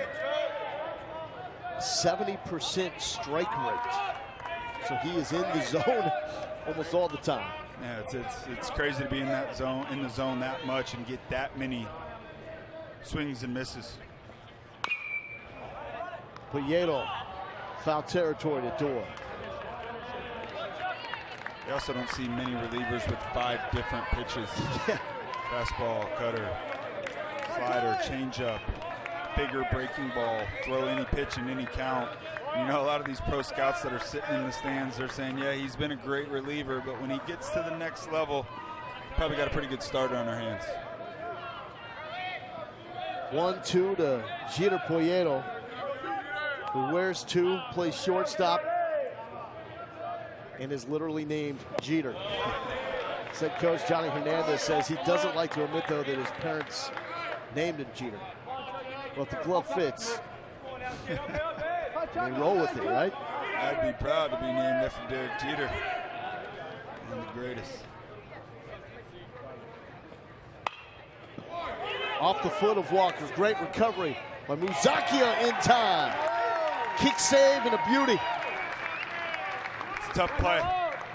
Cue balls, especially that are hit off the ramp of the mound right there. And that changeup, boy, it is nasty, and a great job by Muzakia. You see him attacking that ball, staying low, trying to keep his eyes below the baseball. It's a nice play. Walker with the move that will win you the bean pot on the ice. Some good hockey up in the city of Boston. Oh, yeah. If you're not aware. About those Florida Panthers, though, baby. Oh, yeah. In the state of Florida as well, right? Touche. Touche. Bruins fans, probably some bad memories. Can't name a player, but go Panthers.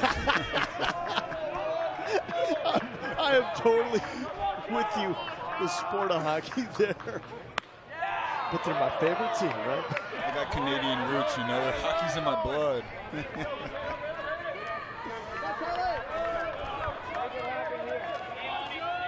Mo Galindo here with Devin Travis having a ball in Tallahassee, Florida. To right, Garrity, spot on. A good move bringing Charlie Walker out of the pin at the right time. Bethune-Cookman trying to claw back in this one as Northeastern up 2-1, facing elimination. How about that, man? You watch basketball growing up in the day, you know who Reggie Theus is. Not just the head men's basketball coach with Bethune-Cookman, the athletics director, and a great dude as well. He stopped by yesterday to say hello. It's like, you don't need to introduce yourself. No, sir. You're Reggie Theus, man.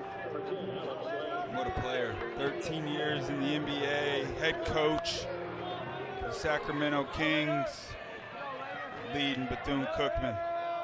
Great man. I think he can still play, too. Yeah, he does look like it.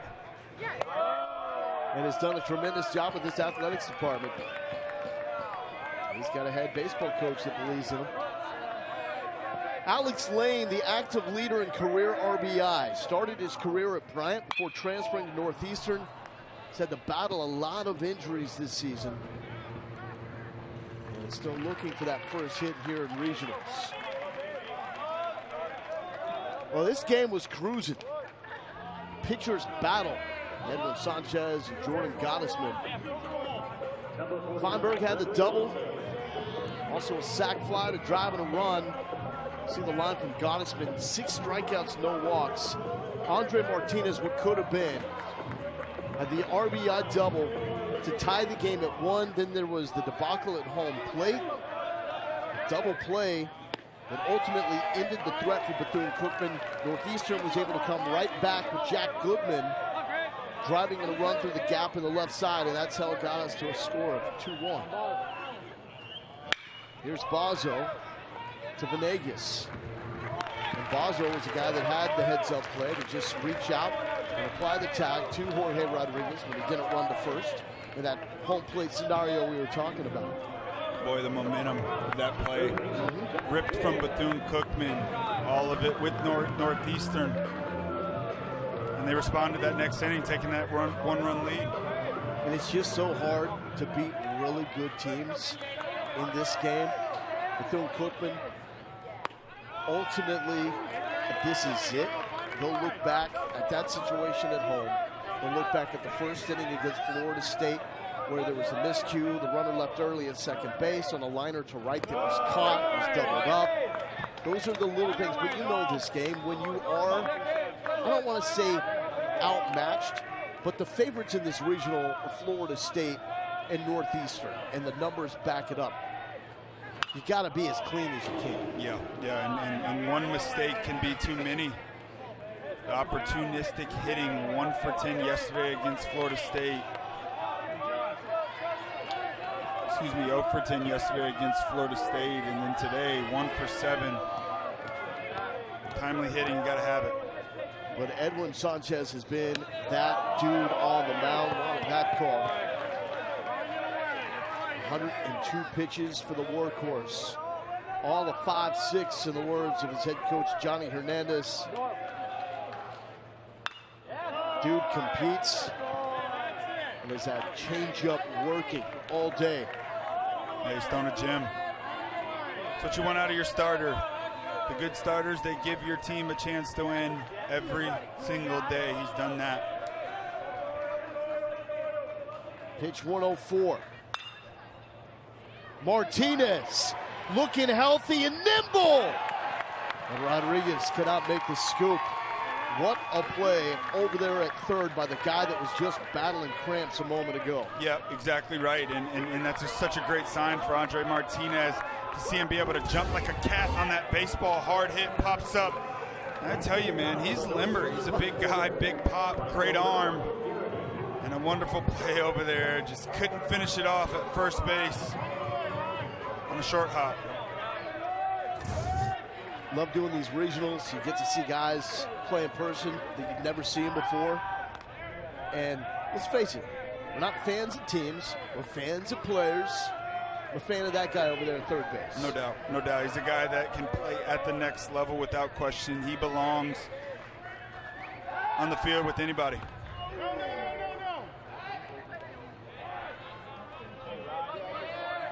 It's just so fun to watch both these teams. I mean, ball players on both sides. So Doyle gets credit for the single, his second hit of the regional. And Leany getting a little leany over there at first base, thrown away by Sanchez. Third time that they've thrown away a pick, allowing Northeastern to move up 90. That was the first over at first base. The other two were at second. Frustrating there, frustrating, but it is what Northeastern just does to you. It's got a little bit lazy, ball sailed away on him. Advances to second base for this leadoff hitter who has been clutch all year long with runners in scoring position. So will that come back to bite Bethune-Cookman? On the 9th pick attempt of the game, the third thrown away. Because what this does is moves up Doyle to scoring position with 2 outs for the top of the lineup in Ryan Garrity.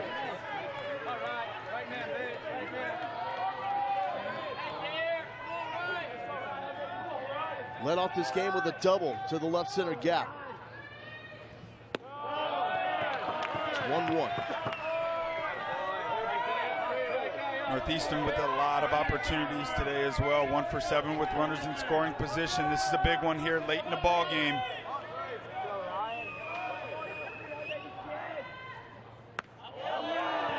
Runs away from Garrity, and it's 2-1. There's activity going now for 2 innings in the Bethune-Cookman bullpen. It looks like these are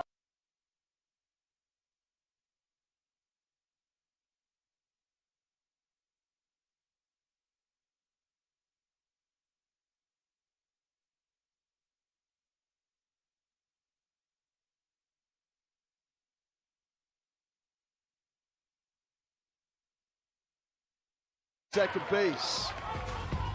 Time to stretch it out as we go to the bottom of the 7th. Is through your chest, and you're hoping, and you're in swing mode at all times. You're hoping it finds your barrel. Toughest at bats right here, guys that are effectively wild. That was a nasty pitch to Cam Maldonado, and he's quickly down 0-2. How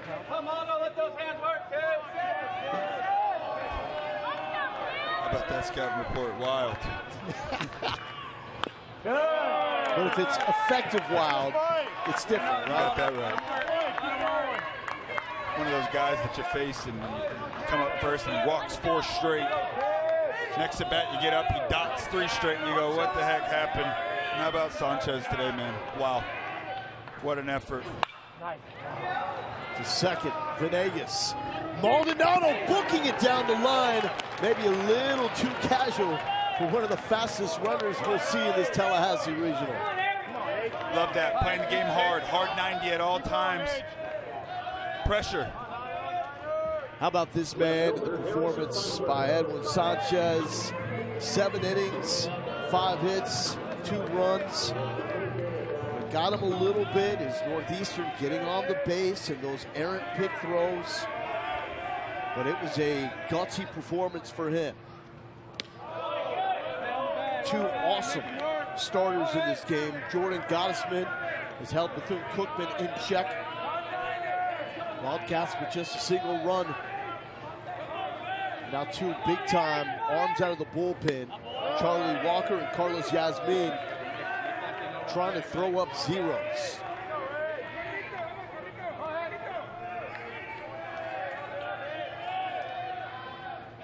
Season is over for the loser. And it's a 3-0 count. Harrison Feinberg.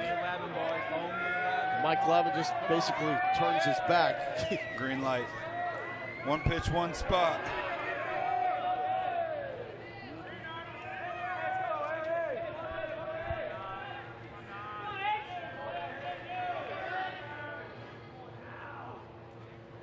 That wasn't it. 4-pitch walk. There's that effectively wild. First at bat, right? He's locked in. Everything looks sharp. 4 straight balls to Feinberg. Feinberg, 36 of 39 in stolen bases this year. He is fast, but he says he's not a burner. His 60 time is 6.8, which is still moving, but it's not what you would consider uber elite. He must do something incredibly instinctual to have that kind of success on the bases. Yeah, I think that baseball isn't straight lines, right? Very rarely do we run straight lines, especially 60 yards, right? It's all good first steps, good reads, good instincts. That's what makes a good base runner. Jack Goodman has been nails. Drove in a run to give Northeastern the lead. A little mini step at first base there by Feinberg. How comfortable typically are relievers when it comes to holding runners? Normally not great, right? And especially these big power guys, they're not used to having a lot of traffic on the bases. You know, oftentimes they're the best guys to steal against because they kind of just forget about you on the bases.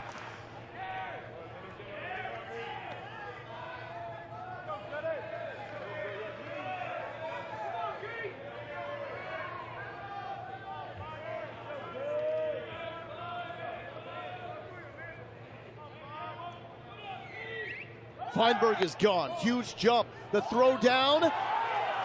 In time.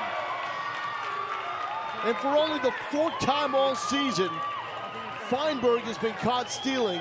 He wants a review. Boy, what a quick release there. Great jump. Even better catch and throw, and a great tag out there, quick. It was Venegas with the tag, Escobar with the absolute rocket.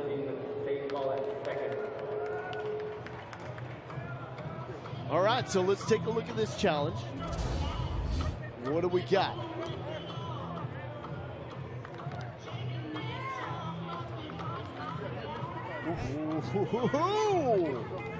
What a tag. You know, if he sticks the tag too, he's certainly done. For sure. Well, he's showing the ump that he held onto the ball. It's a quick tag there. This could be a better angle. You know what? Whoa. Called out on the field. I'm not sure how you overturn that. Right with you. Look at that tag, though, by Venegas, working his glove outside the baseball so he can make that tag all in one move instead of reaching out and then having to pull back. Everything basically is in one move, working down. It's good baseball. Are you a fan of going to get it or letting it come to you there in the middle infield, applying that tag on the third down? Yeah, you know, the best tagger in all of baseball, and the best tagger I've ever seen in my life is Javi Baez, and he's the guy that really started this. And the more you let the ball travel, the ball's moving a lot faster than your tag can move. So the more I can work straight up and down with my tags, and when the throw is across my body like that, the more I can get my glove outside the ball, so I'm bringing it back with me in one motion, like you see right here by Venegas. You know, baseball, everything happens bam, bam, right? And those little intricacies inside the game make huge, huge differences. So right here, that's the key frame. And to me, it looks like this now. He's not there yet. He's not. If it's the other way around and he's called safe, that's not getting overturned. Correct, correct.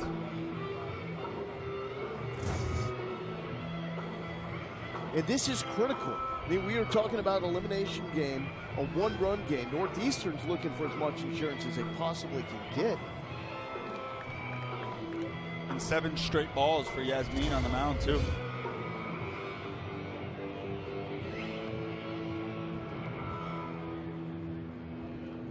Camera work.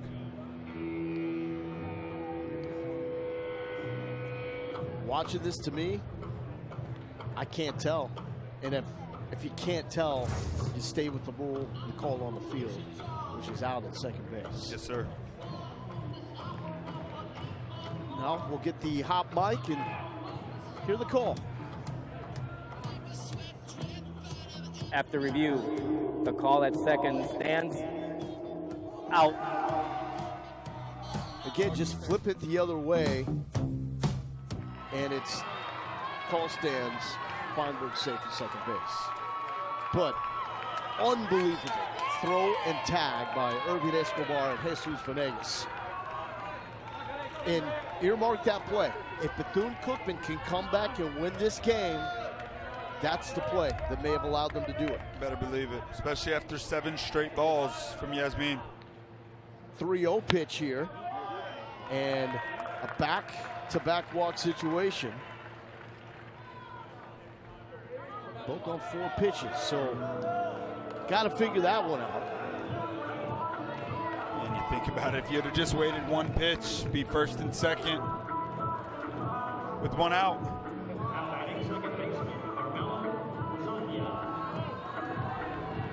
The way that Mike Glavin lets his guys operate, they've got the green light until they shut it down, but rarely are they shutting guys down. They give them a lot of freedom to go when they want. Here's Muzakia. Yeah, good timeout here. 9 balls in a row. Yeah, 9 straight. See if Bethune-Cookman's getting anybody hot. Don't see much activity down there. See that right there, 9 balls, 4 strikes. Yet 2 outs recorded. Wild. More wild than effectively wild today. Yep. Escobar and Venegas have made it effective. Got to settle in here. You got big stuff. Trust your defense. Working through the heart of this order. There you see it. 95-96. Power slider. And Wild. Got to get back in the strike zone. Goodman on first. Not quite the run threat as Harrison Feinberg, but he can still swipe you one. 20-29 on the season. Zakia has 1 hit in this regional. That was yesterday against Mississippi State. And that was a much-needed strike for Carlos Yasmin. And a good timeout. Good timeout. Settle him down a bit. Hey, baby, you're all right. Get back in the strike zone. You got great stuff. Come on, we're 1 out away. We got a good thing rolling right now.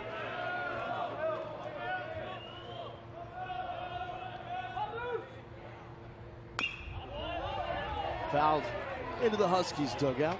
1-2. 1 pitch away now after the control issues from getting out of this and giving the Bethune-Cookman bats a chance to tie this game. It will be the top of the lineup in Darrell Lee.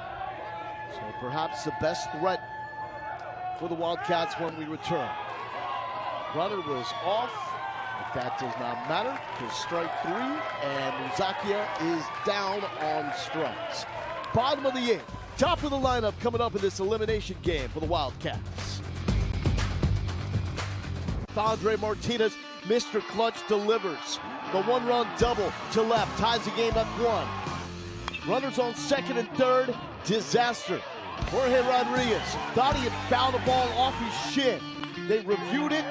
It was an out at the plate. Rodriguez was in out. Northeastern capitalizes. They get momentum back. Harrison Feinberg booking it to second base, and then Jack Goodman with 2 strikes, placing it in that 5-6 hole, allowing Feinberg to book it and score, and Northeastern holds on that 2-1 lead. Showing some moves, I guess, is Feinberg waltzing into the dugout. This has been an awesome, awesome game. Devin Travis, Lowell Galindo, elimination game here in our 3rd game of the Tallahassee Regional. Time for Bethune-Cookman to bounce back, top of the lineup, and Darrell Lee. First pitch swinging, foul territory. Bethune-Cookman has 3 wins when trailing entering the 8th inning this season. 2 in its last 4 games. They had the magic of the SWAC championship. Can they dig into that magic hat one more time? Charlie Walker delivering. Off speed. 5-pitch mix. You don't know what's coming.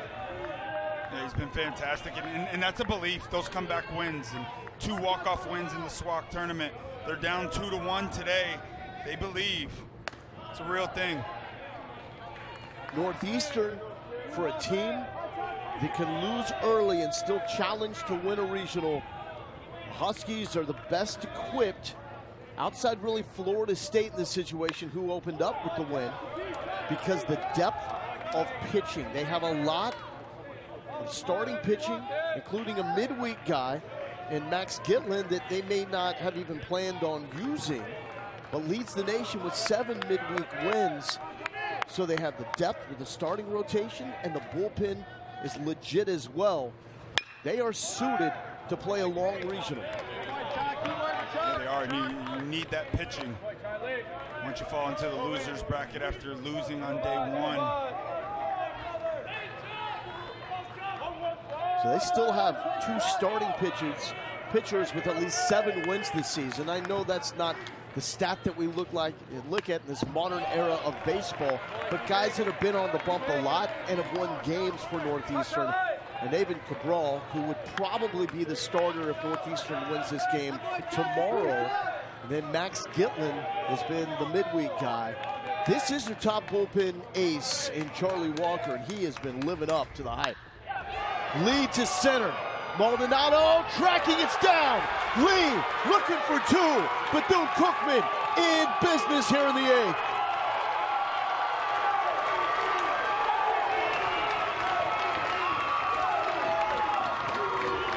We were wondering, how would Darrell Lee look after getting hit on the spine in his last at-bat?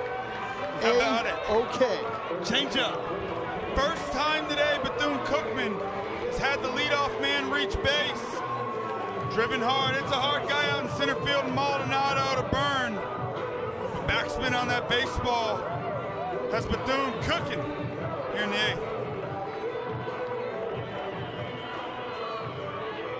Darrell Lee with the double. That's why Johnny Hernandez loves him in the leadoff spot. He's got the sneaky juice. He can lead off with a home run or a double. And now the dangerous bat of Andre Martinez. Tied the game up in the 5th with a double down the left field line. He cramped on his way coming into second base. Looks like he is ready to cook. And the courtesy throw to check on Lee. That's a little inside move there just to see Bethune-Cookman would show bunt. I mean, you can't bunt with Martinez in this situation, can you? Not a chance. This is your guy. He's hitting all day.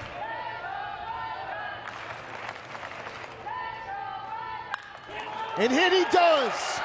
Once again finding a hole. Johnny Hernandez holding up Darrell Lee at third. First and third. Bethune-Cookman down by 1, facing elimination.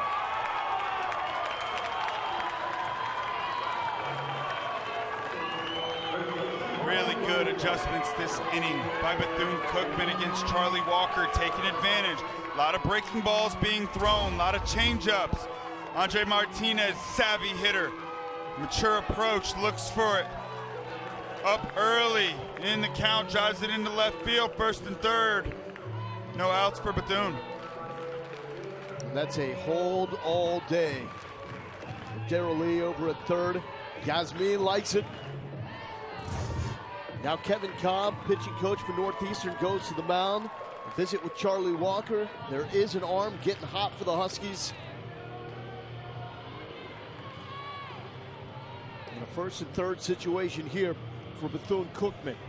This is a huge at-bat for Jorge Rodriguez. We saw the moment where Darrell Lee was thrown out by Doyle, coming home on the ball that Rodriguez had thought he fouled off himself. Rodriguez did not run to first base, so was tagged by Bozzo for the third out. Lee had some words for his teammate, but in defense of Rodriguez, you've been in that situation. If you know you fouled a ball off yourself, you ain't running down the line. Yeah, you're not leaving the box. You got to make sure you let the umpire know that it hit you. Huge moment for Rodriguez. Another opportunity to make up for it right here. And he does to left field. This will tie the game. Darrell Lee coming home to score. Clutch sac fly.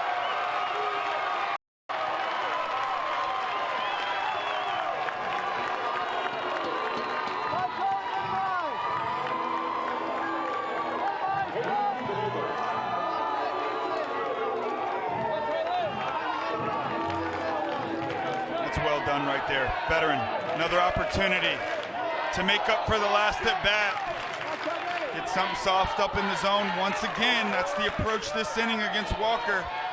Sac fly, new ball game. Venegas, the first throw over to first base.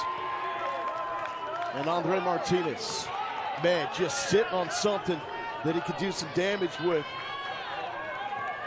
They're selling out. They are selling out to the off-speed pitch this inning. Charlie Walker mowed down the first 6 batters. Much better at bats this inning. Big cut.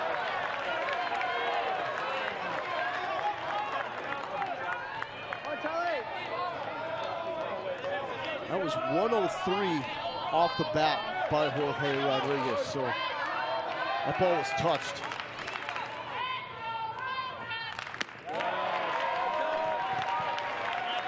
0-2 and another offensive timeout.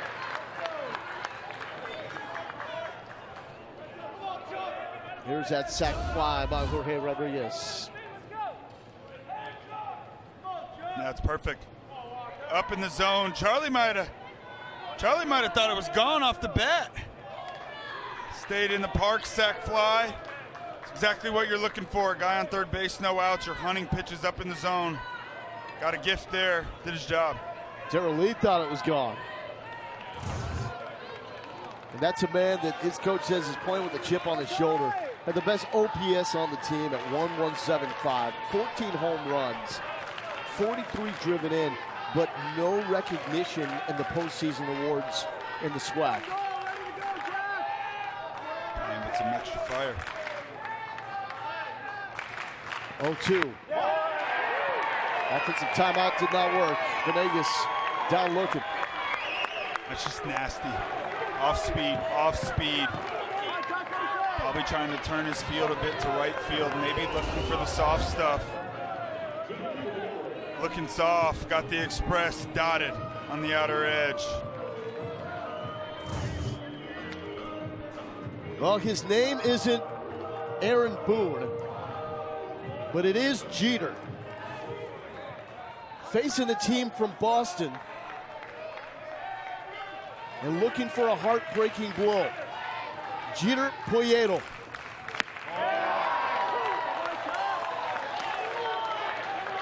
Trying to add a middle initial F to his name. Good at bats all day.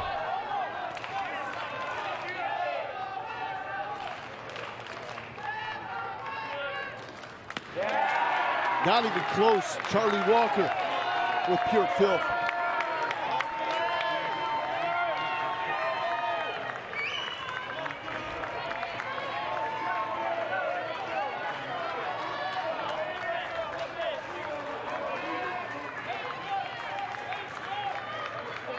0-2 from Charlie Walker. Martinez is off balance, almost got him. Caught him leaning there, trying to get into scoring position, hoping Charlie would fall asleep.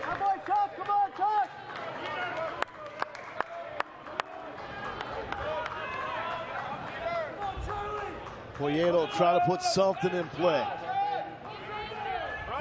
Runner is gone. Here's the throw. Not in time.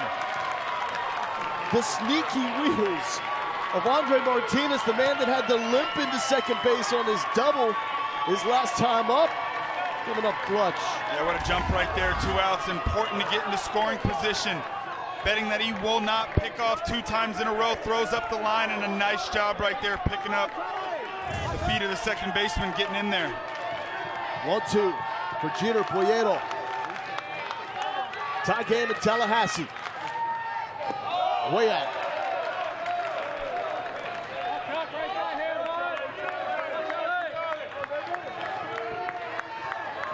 The SWAC champs from Bethune-Cookman.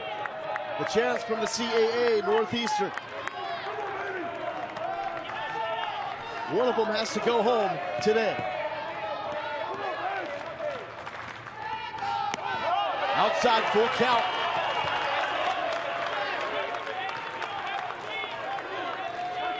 Excellent take, laying off 2 pitches.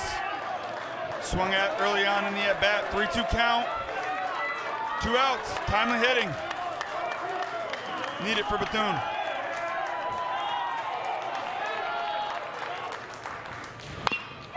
Chop foul.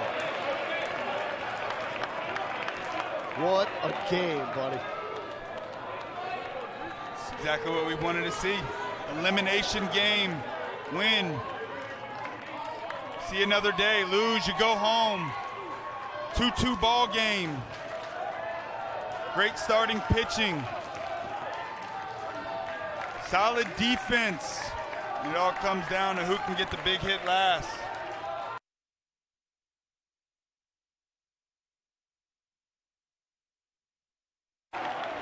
Taking us to the 9th inning. What else could you want in an elimination game in regional play? Showing why he is one of the best relievers in all of college baseball. New ball game, headed to the 9th. Cookman tied up at 2 going into the top of the 9th. Postseason's about making a name for yourself, making a legacy. Yoancel Diaz gets the call from the bullpen. Johnny Hernandez described him as a guy early in his career they could only pitch and trust if the Wildcats were up by 10 or down by 10. Yet here he is getting the call in a tie game in the 9th inning, facing elimination. Matt Brinker will lead off for Northeastern. He's turned into a go-to guy this year. He stayed the course, continued to develop that big 12-6 curveball, big reason why. Fastball, top of the zone, and a slider as well. Brinker, this one's dying to left. Layout, make the catch. Darrell Lee playing with some juice.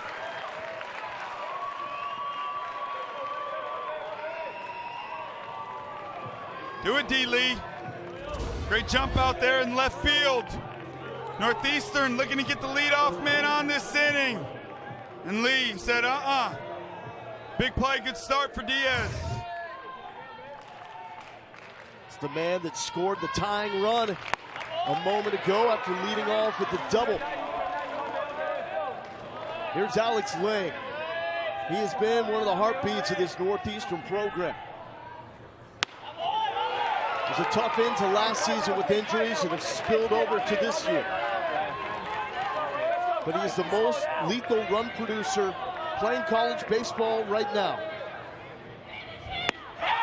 But down on 3 quick ones and frustrated.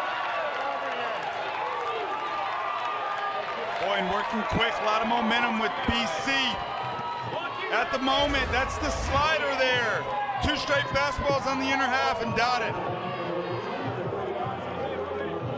Does he feel like he's not having enough time? Yeah, I think he's saying, hey, give me an opportunity to get my eyes up to see the pitcher before he starts coming. Here's Bozzo. Big cut. And if you're Diaz, you are not slowing down. You keep going. The pace is what you want for your defense.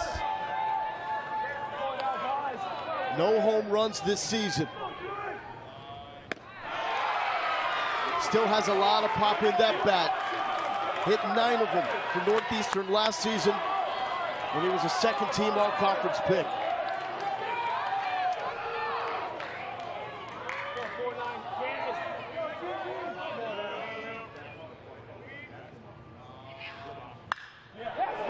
To left, Lee looking back. First of the season, the Wild Man, Bozzo, delivers.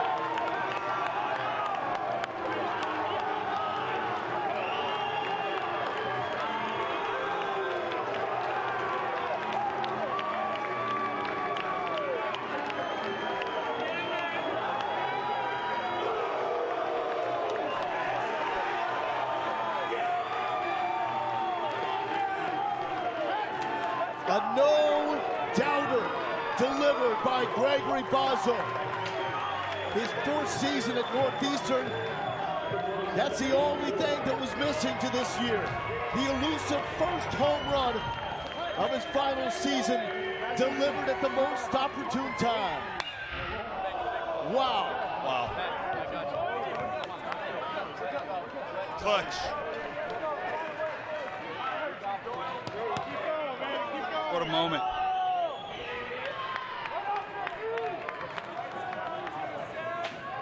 Yo-Yo Diaz has to collect himself and try to minimize the damage. He got through Brinker and Lane in the blink of an eye. But even faster was Bozzo leaving the yard. And Northeastern is still having an opportunity to do some damage as that one is thrown away. How about this shot, though, from Bozzo? Boy, oh boy. Breaking ball. Been a ton of them. 12-6 curveballs. One of the best pitches to be able to drive because it gives you that backspin. Swings down on it, catches the bottom of the baseball. First home run of his career, of the year, in the biggest moment for Northeastern. Wow.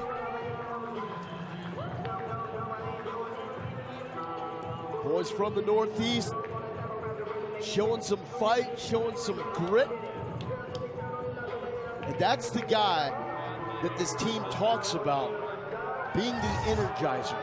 He's the one to get this team going. And that's a moment that he's not going to forget, and his team is not going to forget, because it's putting Northeastern 3 outs away from celebrating like it's 1973, the last time the Huskies won in the NCAA tournament. Top of the lineup, Ryan Garrity after the E6.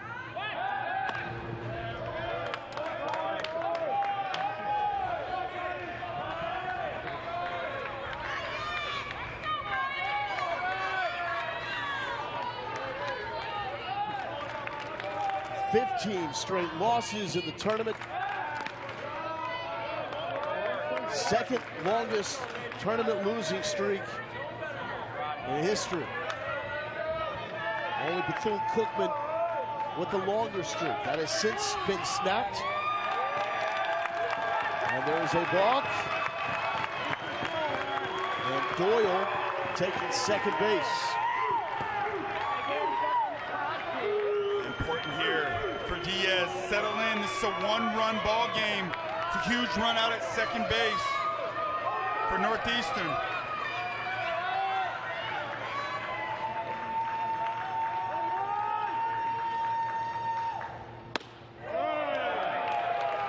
Bethune-Cookman will bring up 6, 7, 8. 8 and 9 have been awesome in the regional.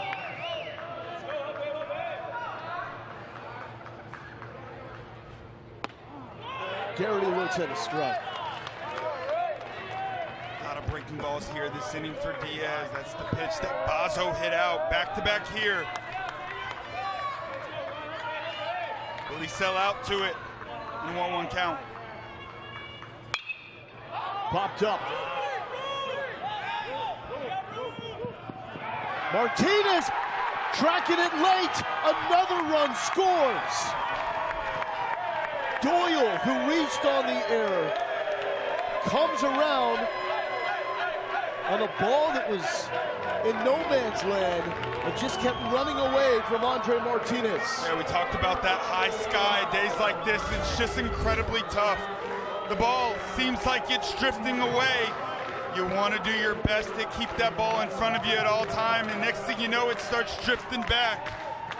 It's about a 58-foot RBI single for Garrity, and another run, insurance run for Northeastern. But that balk was huge, ultimately allowing Doyle to score from second. We were talking about it off camera.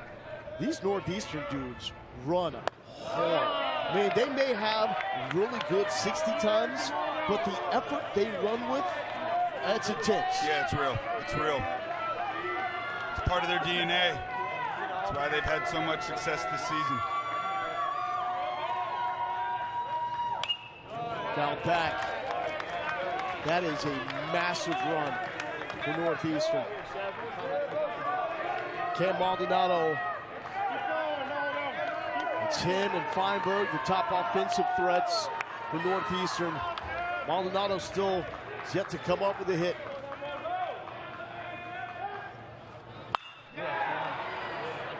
Lee secures it. Well, we heard from Johnny Hernandez. He recruits guys that have faced adversity in their life because there will be adversity on the baseball field. It's adding up.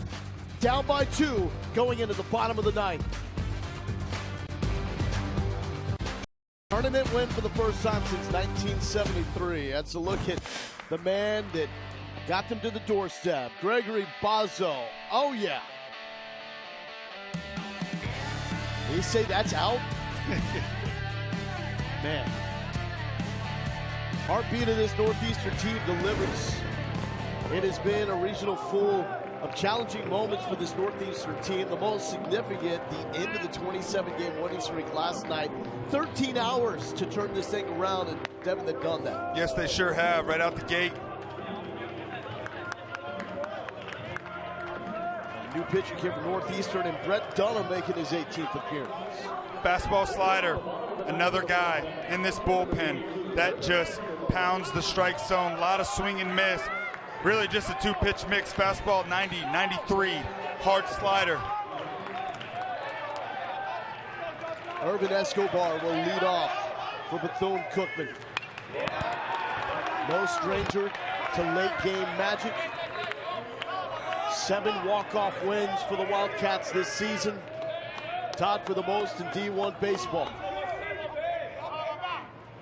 They did it twice in the SWAC tournament, the final 2 games, including the championship walk-off against FAMU. Dunham delivers 0-2. And a good fight here from Escobar.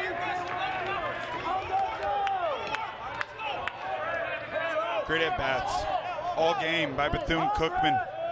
Facing a tough pitching staff. That's a breaking ball up in the zone there. Not many mistakes, though, from Northeastern all game long. Well, they got back to Northeastern baseball by getting leadoff runners on, and it started with Garrity with that leadoff double. Wreaked some havoc. Able to get the misplay on the pick attempt into center field. He later would score on a sac fly. They just needed something positive from the jump in this game. That was one of our biggest questions. What would both teams look like immediately out of the game? Yep. Wondered about the hangover. Northeastern answered that in the first inning. Well, that was a nasty pitch, called for a ball. That's a full count. What an at-bat right here. Working it back to 3-2, down 0-2. 7th pitch of the at-bat on the way. Still fighting. Leadoff walk. Irvin Escobar. Michael Rodriguez will step in. He entered as a pinch hitter in the 7th in place of George Gonzalez-Fable. There's that magical number, 7 walk-off wins. And we're gonna have a pinch runner over at first base. And it's gonna be Pablo Torres coming in to run.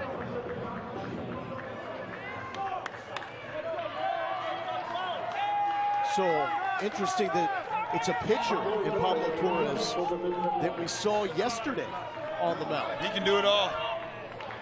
Athlete. There's Rodriguez.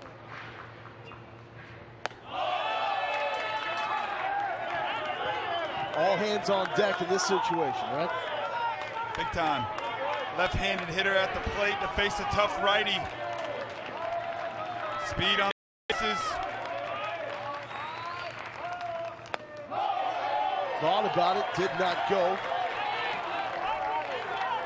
2-0. And the driver's seat here, 2-0 count, down 2 runs.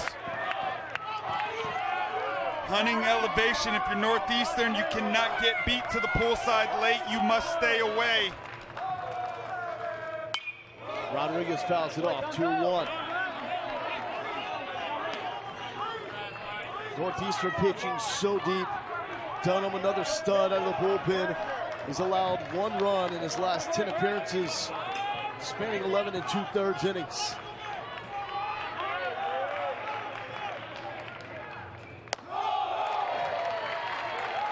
Huge pitch coming up. Don't want to bring up the go-ahead run after back-to-back walks. In the driver's seat here for Rodriguez. Rivera on deck. Swinging at 3-1. Got jammed. Down 2 runs here, 3-2 count. This is an aggressive Bethune-Cookman ball club, but they are not starting the runners here. You do not want to risk hitting a ball right on the screws, running into a double play.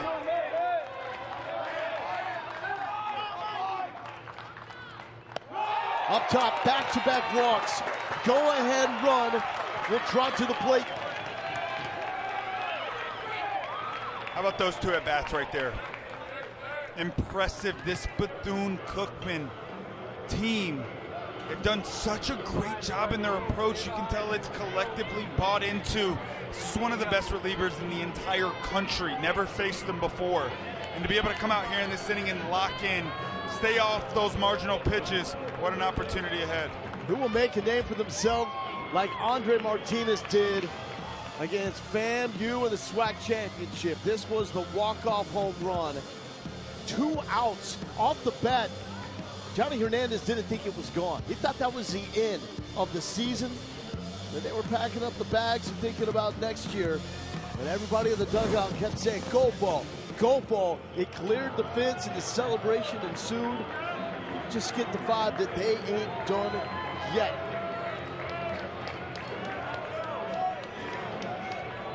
And we have another pinch runner.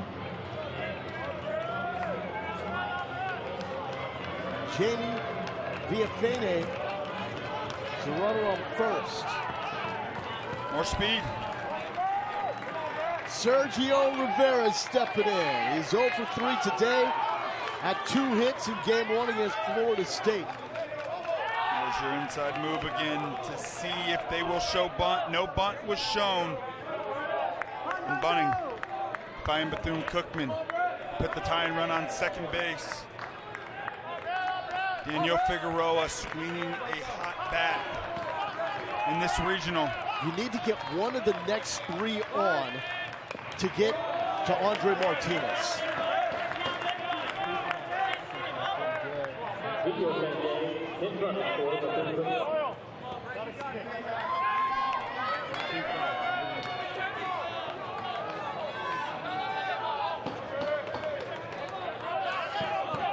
Elimination on the line here in Tallahassee.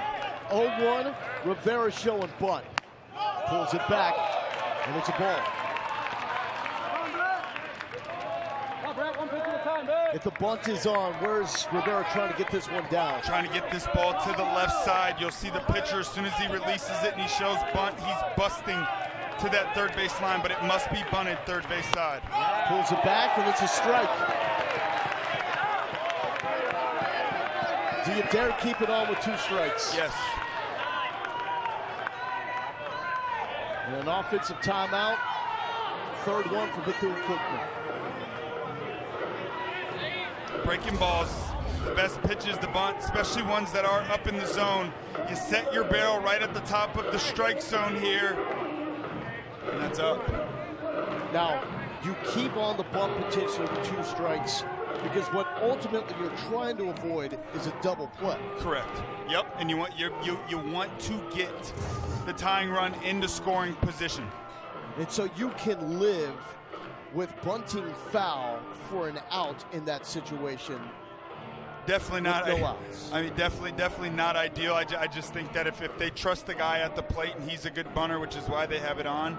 In this situation here, late in the ball game, you got the bunt on because you believe he's going to get it down. 2 strikes, it's the same thought. Maybe instead of getting that ball so close to the third base line, maybe I give myself a little bit more protection and use more of the bigger part of the field on the third base side. But I'm leaving it on here. Now, defensively, are you just giving the out they're giving you?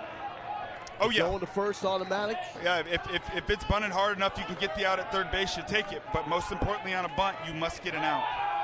Still on with 2 outs. And is that why we see that move to second? Every time, yep.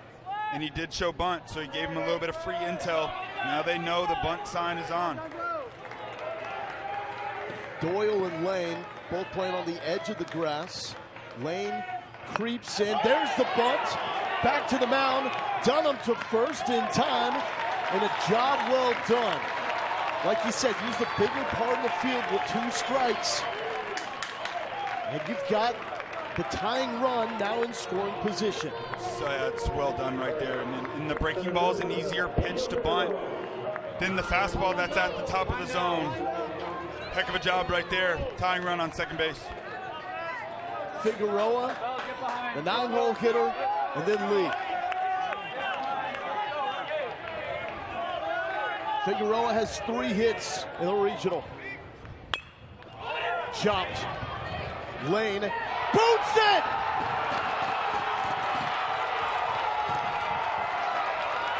The speed will speed you up in the field. Figueroa, one of the fastest runners here in Tallahassee. 1-run game. Pressure, pressure, pressure, speed. That's what it does to you. Puts the ball in play. He is going to have 1 RBI here, but Alex Lane, sure-handed at first base. Takes his eyes up for a second. Costed him. First and third, 1-run ball game, 1 out. Top of the order for Bethune. Got to avoid the double play in this situation to get Martinez up. But Lee is good enough to get the job done as well. Tying run at third. Big cut. Wanted to end it. Told himself right there. He's up. We saw the infield. Middle is playing back, so they are playing for a double play ball. Third baseman, he's playing in. He's going to read it. Hit hard, turns the double play, hit soft. Make sure that guy does not score and grab an out. Runner's going. The throw down, not in time. And the runner will hold up at third. So now, that's huge because the winning run moves to scoring position. So it does, and a lot of speed out there too. Same thing here. Third base is playing in. Shortstop, second base, first base are back, protecting that winning run. Facing adversity and the DNA of this Bethune-Cookman team. Not too long ago, Johnny Hernandez and the rest of the Bethune-Cookman coaches were furloughed for 8 months. Hernandez went to work delivering packages for Amazon, setting up his schedule so he could recruit in between. And his team is fighting an inspirational battle here in Tallahassee. They don't stop coming at you. Northeastern trying to win a tournament game for the first time since 1973.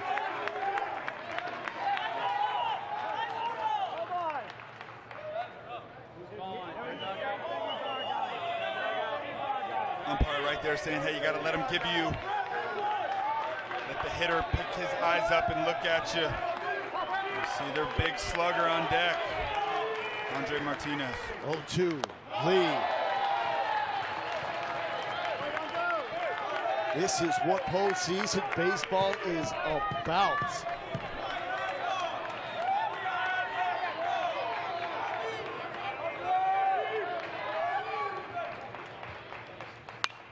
Still fighting, staying at 1-2.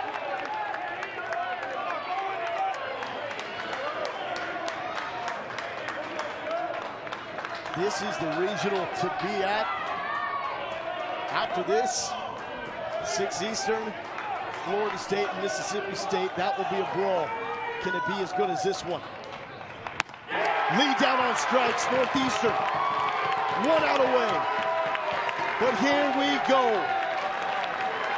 Andre Martinez. Big fastball. A lot of breaking balls early in the count. Dunham reaches back. Grabs 95.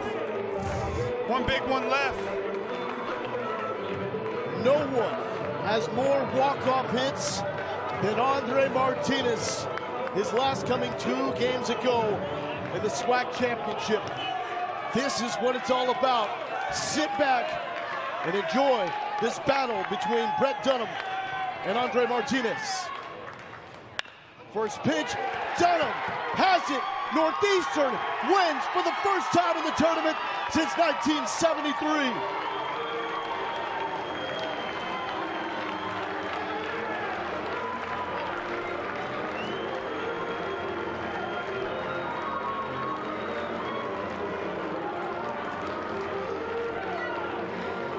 Mike Glavin picks up his first win in a regional as the head coach of Northeastern.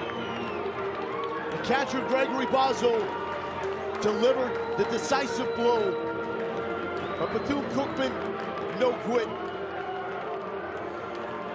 At the winning run on second base with their guy up at the plate. And nothing but heart and grit from that Wildcats team. That's a program right there that's going places. You better believe it, man. I tell you, what a matchup that was. And Andre Martinez ready to go from pitch 1. But it's that fastball inside. You must go in to very good hitters. And Dunham reaches back for a little bit more. And he's been all year 90, 93, maybe a 94, but how about a 95 underneath the hands of the best hitter for this Bethune-Cookman club. Big out and ball game. Season comes to an end for the SWAC champs. So impressive to get to know this team, to get to know their head coach. It's an awesome team over there that battle. But this moment belongs to Northeastern. And I'll tell you this much, if there is a team that is built to lose their first game in a regional and still be okay, it's that team, because they got the pitching depth, and now there's something to believe in because they finally broke through in the postseason. Yeah, they started this season 4-6, and they got incredibly hot down the stretch, so they know that they can bounce back from tough losses. But good teams, everybody gets punched, everybody gets kicked, everybody gets knocked down, but the good teams and the great teams, they get the heck back up, and they get back up quick. How about 13 hours later, they show up today and get the job done against a gritty bunch in Bethune-Cookman. It's a program that's headed in the right direction with the right leader. What a ball game. Devin, let's take a look at our Capital One rewarding performance.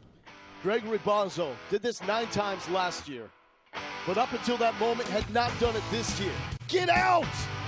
And it does. First home run of the season. That gives Northeastern the lead.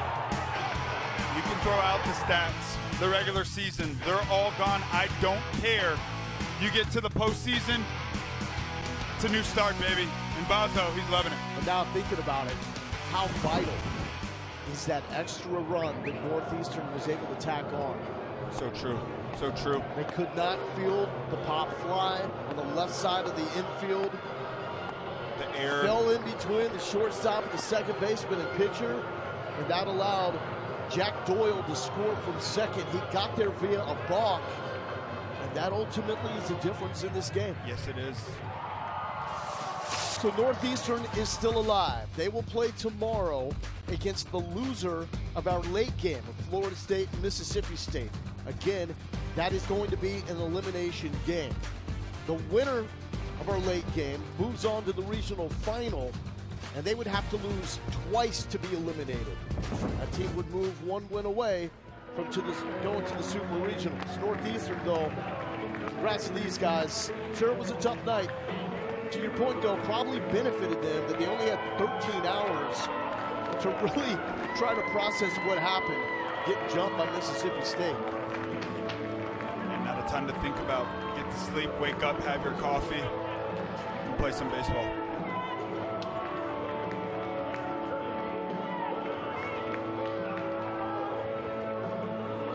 So I think we have the star of the moment, Gregory Bozzo. Do we got you? Yeah, I'm here. So first question, why'd you wait so long to hit your first home run of the season? I don't know. I mean, all the guys were giving me some crap. I hit 9 last year. I don't know where it went, but we were pumping you up, man. We said this guy hit 9 last year. Yeah, I mean, I'm happy it came out in that moment, though. I bet you are. Hey, we saw you mouthing something to the baseball off the bat. If it's clean enough to tell everybody at home, what was it? It was get out ball with a little bit of profanity, but that was basically what I was saying. Deservedly so, man. That's big time. What can you say about your ball club? This game started 13 hours after that game last night, 27-game win streak. But you guys responded today. What does that say about your team? I think this team, we just know how to fight, and we treat every game like it's the most important game of the season. And I think when you do that, it takes pressure off of everybody, because everybody's trying to fight for the common goal to get a win. And I just happen to be the guy that was able to come up and get it done in that spot today. What do you think about the guys you were working with on the bump? Gottesman, Walker, Dunham, and how they pitched today? I mean, today and all year, those have been 3 of our best guys all year. They all should play at the next level, and they all deserve to. They all work super hard, and I'm just so proud of them. I've been catching them all year. These are like my brothers now, and I'm just so happy to win with them. It just makes it that much more special. So we've been told you're kind of like the craziest dude on the team. Is that accurate? Yeah, probably. I love it. Hey, go get them tomorrow. Congratulations on the win. Thank you guys very much. Boss, congrats, baby. Thank you. That's all about. That's what it's all about right there. You remember those days. That's the best, man. That's the best. Good for that young man right there. Fantastic. Delivering in the biggest moment of the year for his ball club. Fantastic win. It's also been proven that at least one profanity adds 5 feet of carry distance off the bat. For sure. Yeah. For sure. That's the metrics that we've been tracking with Chop here all day in Tallahassee. Northeastern wins in the tournament for the first time since '73. Season comes to a close for Bethune-Cookman, the SWAC champs. We're not going to punch ourselves in the face, but we're going to get fired up with a late game here in Tallahassee. Florida State and Mississippi State. Come on now. It's going to be a classic. For Devin, I'm Lowell. Thank you so much for watching NCAA Regional Baseball.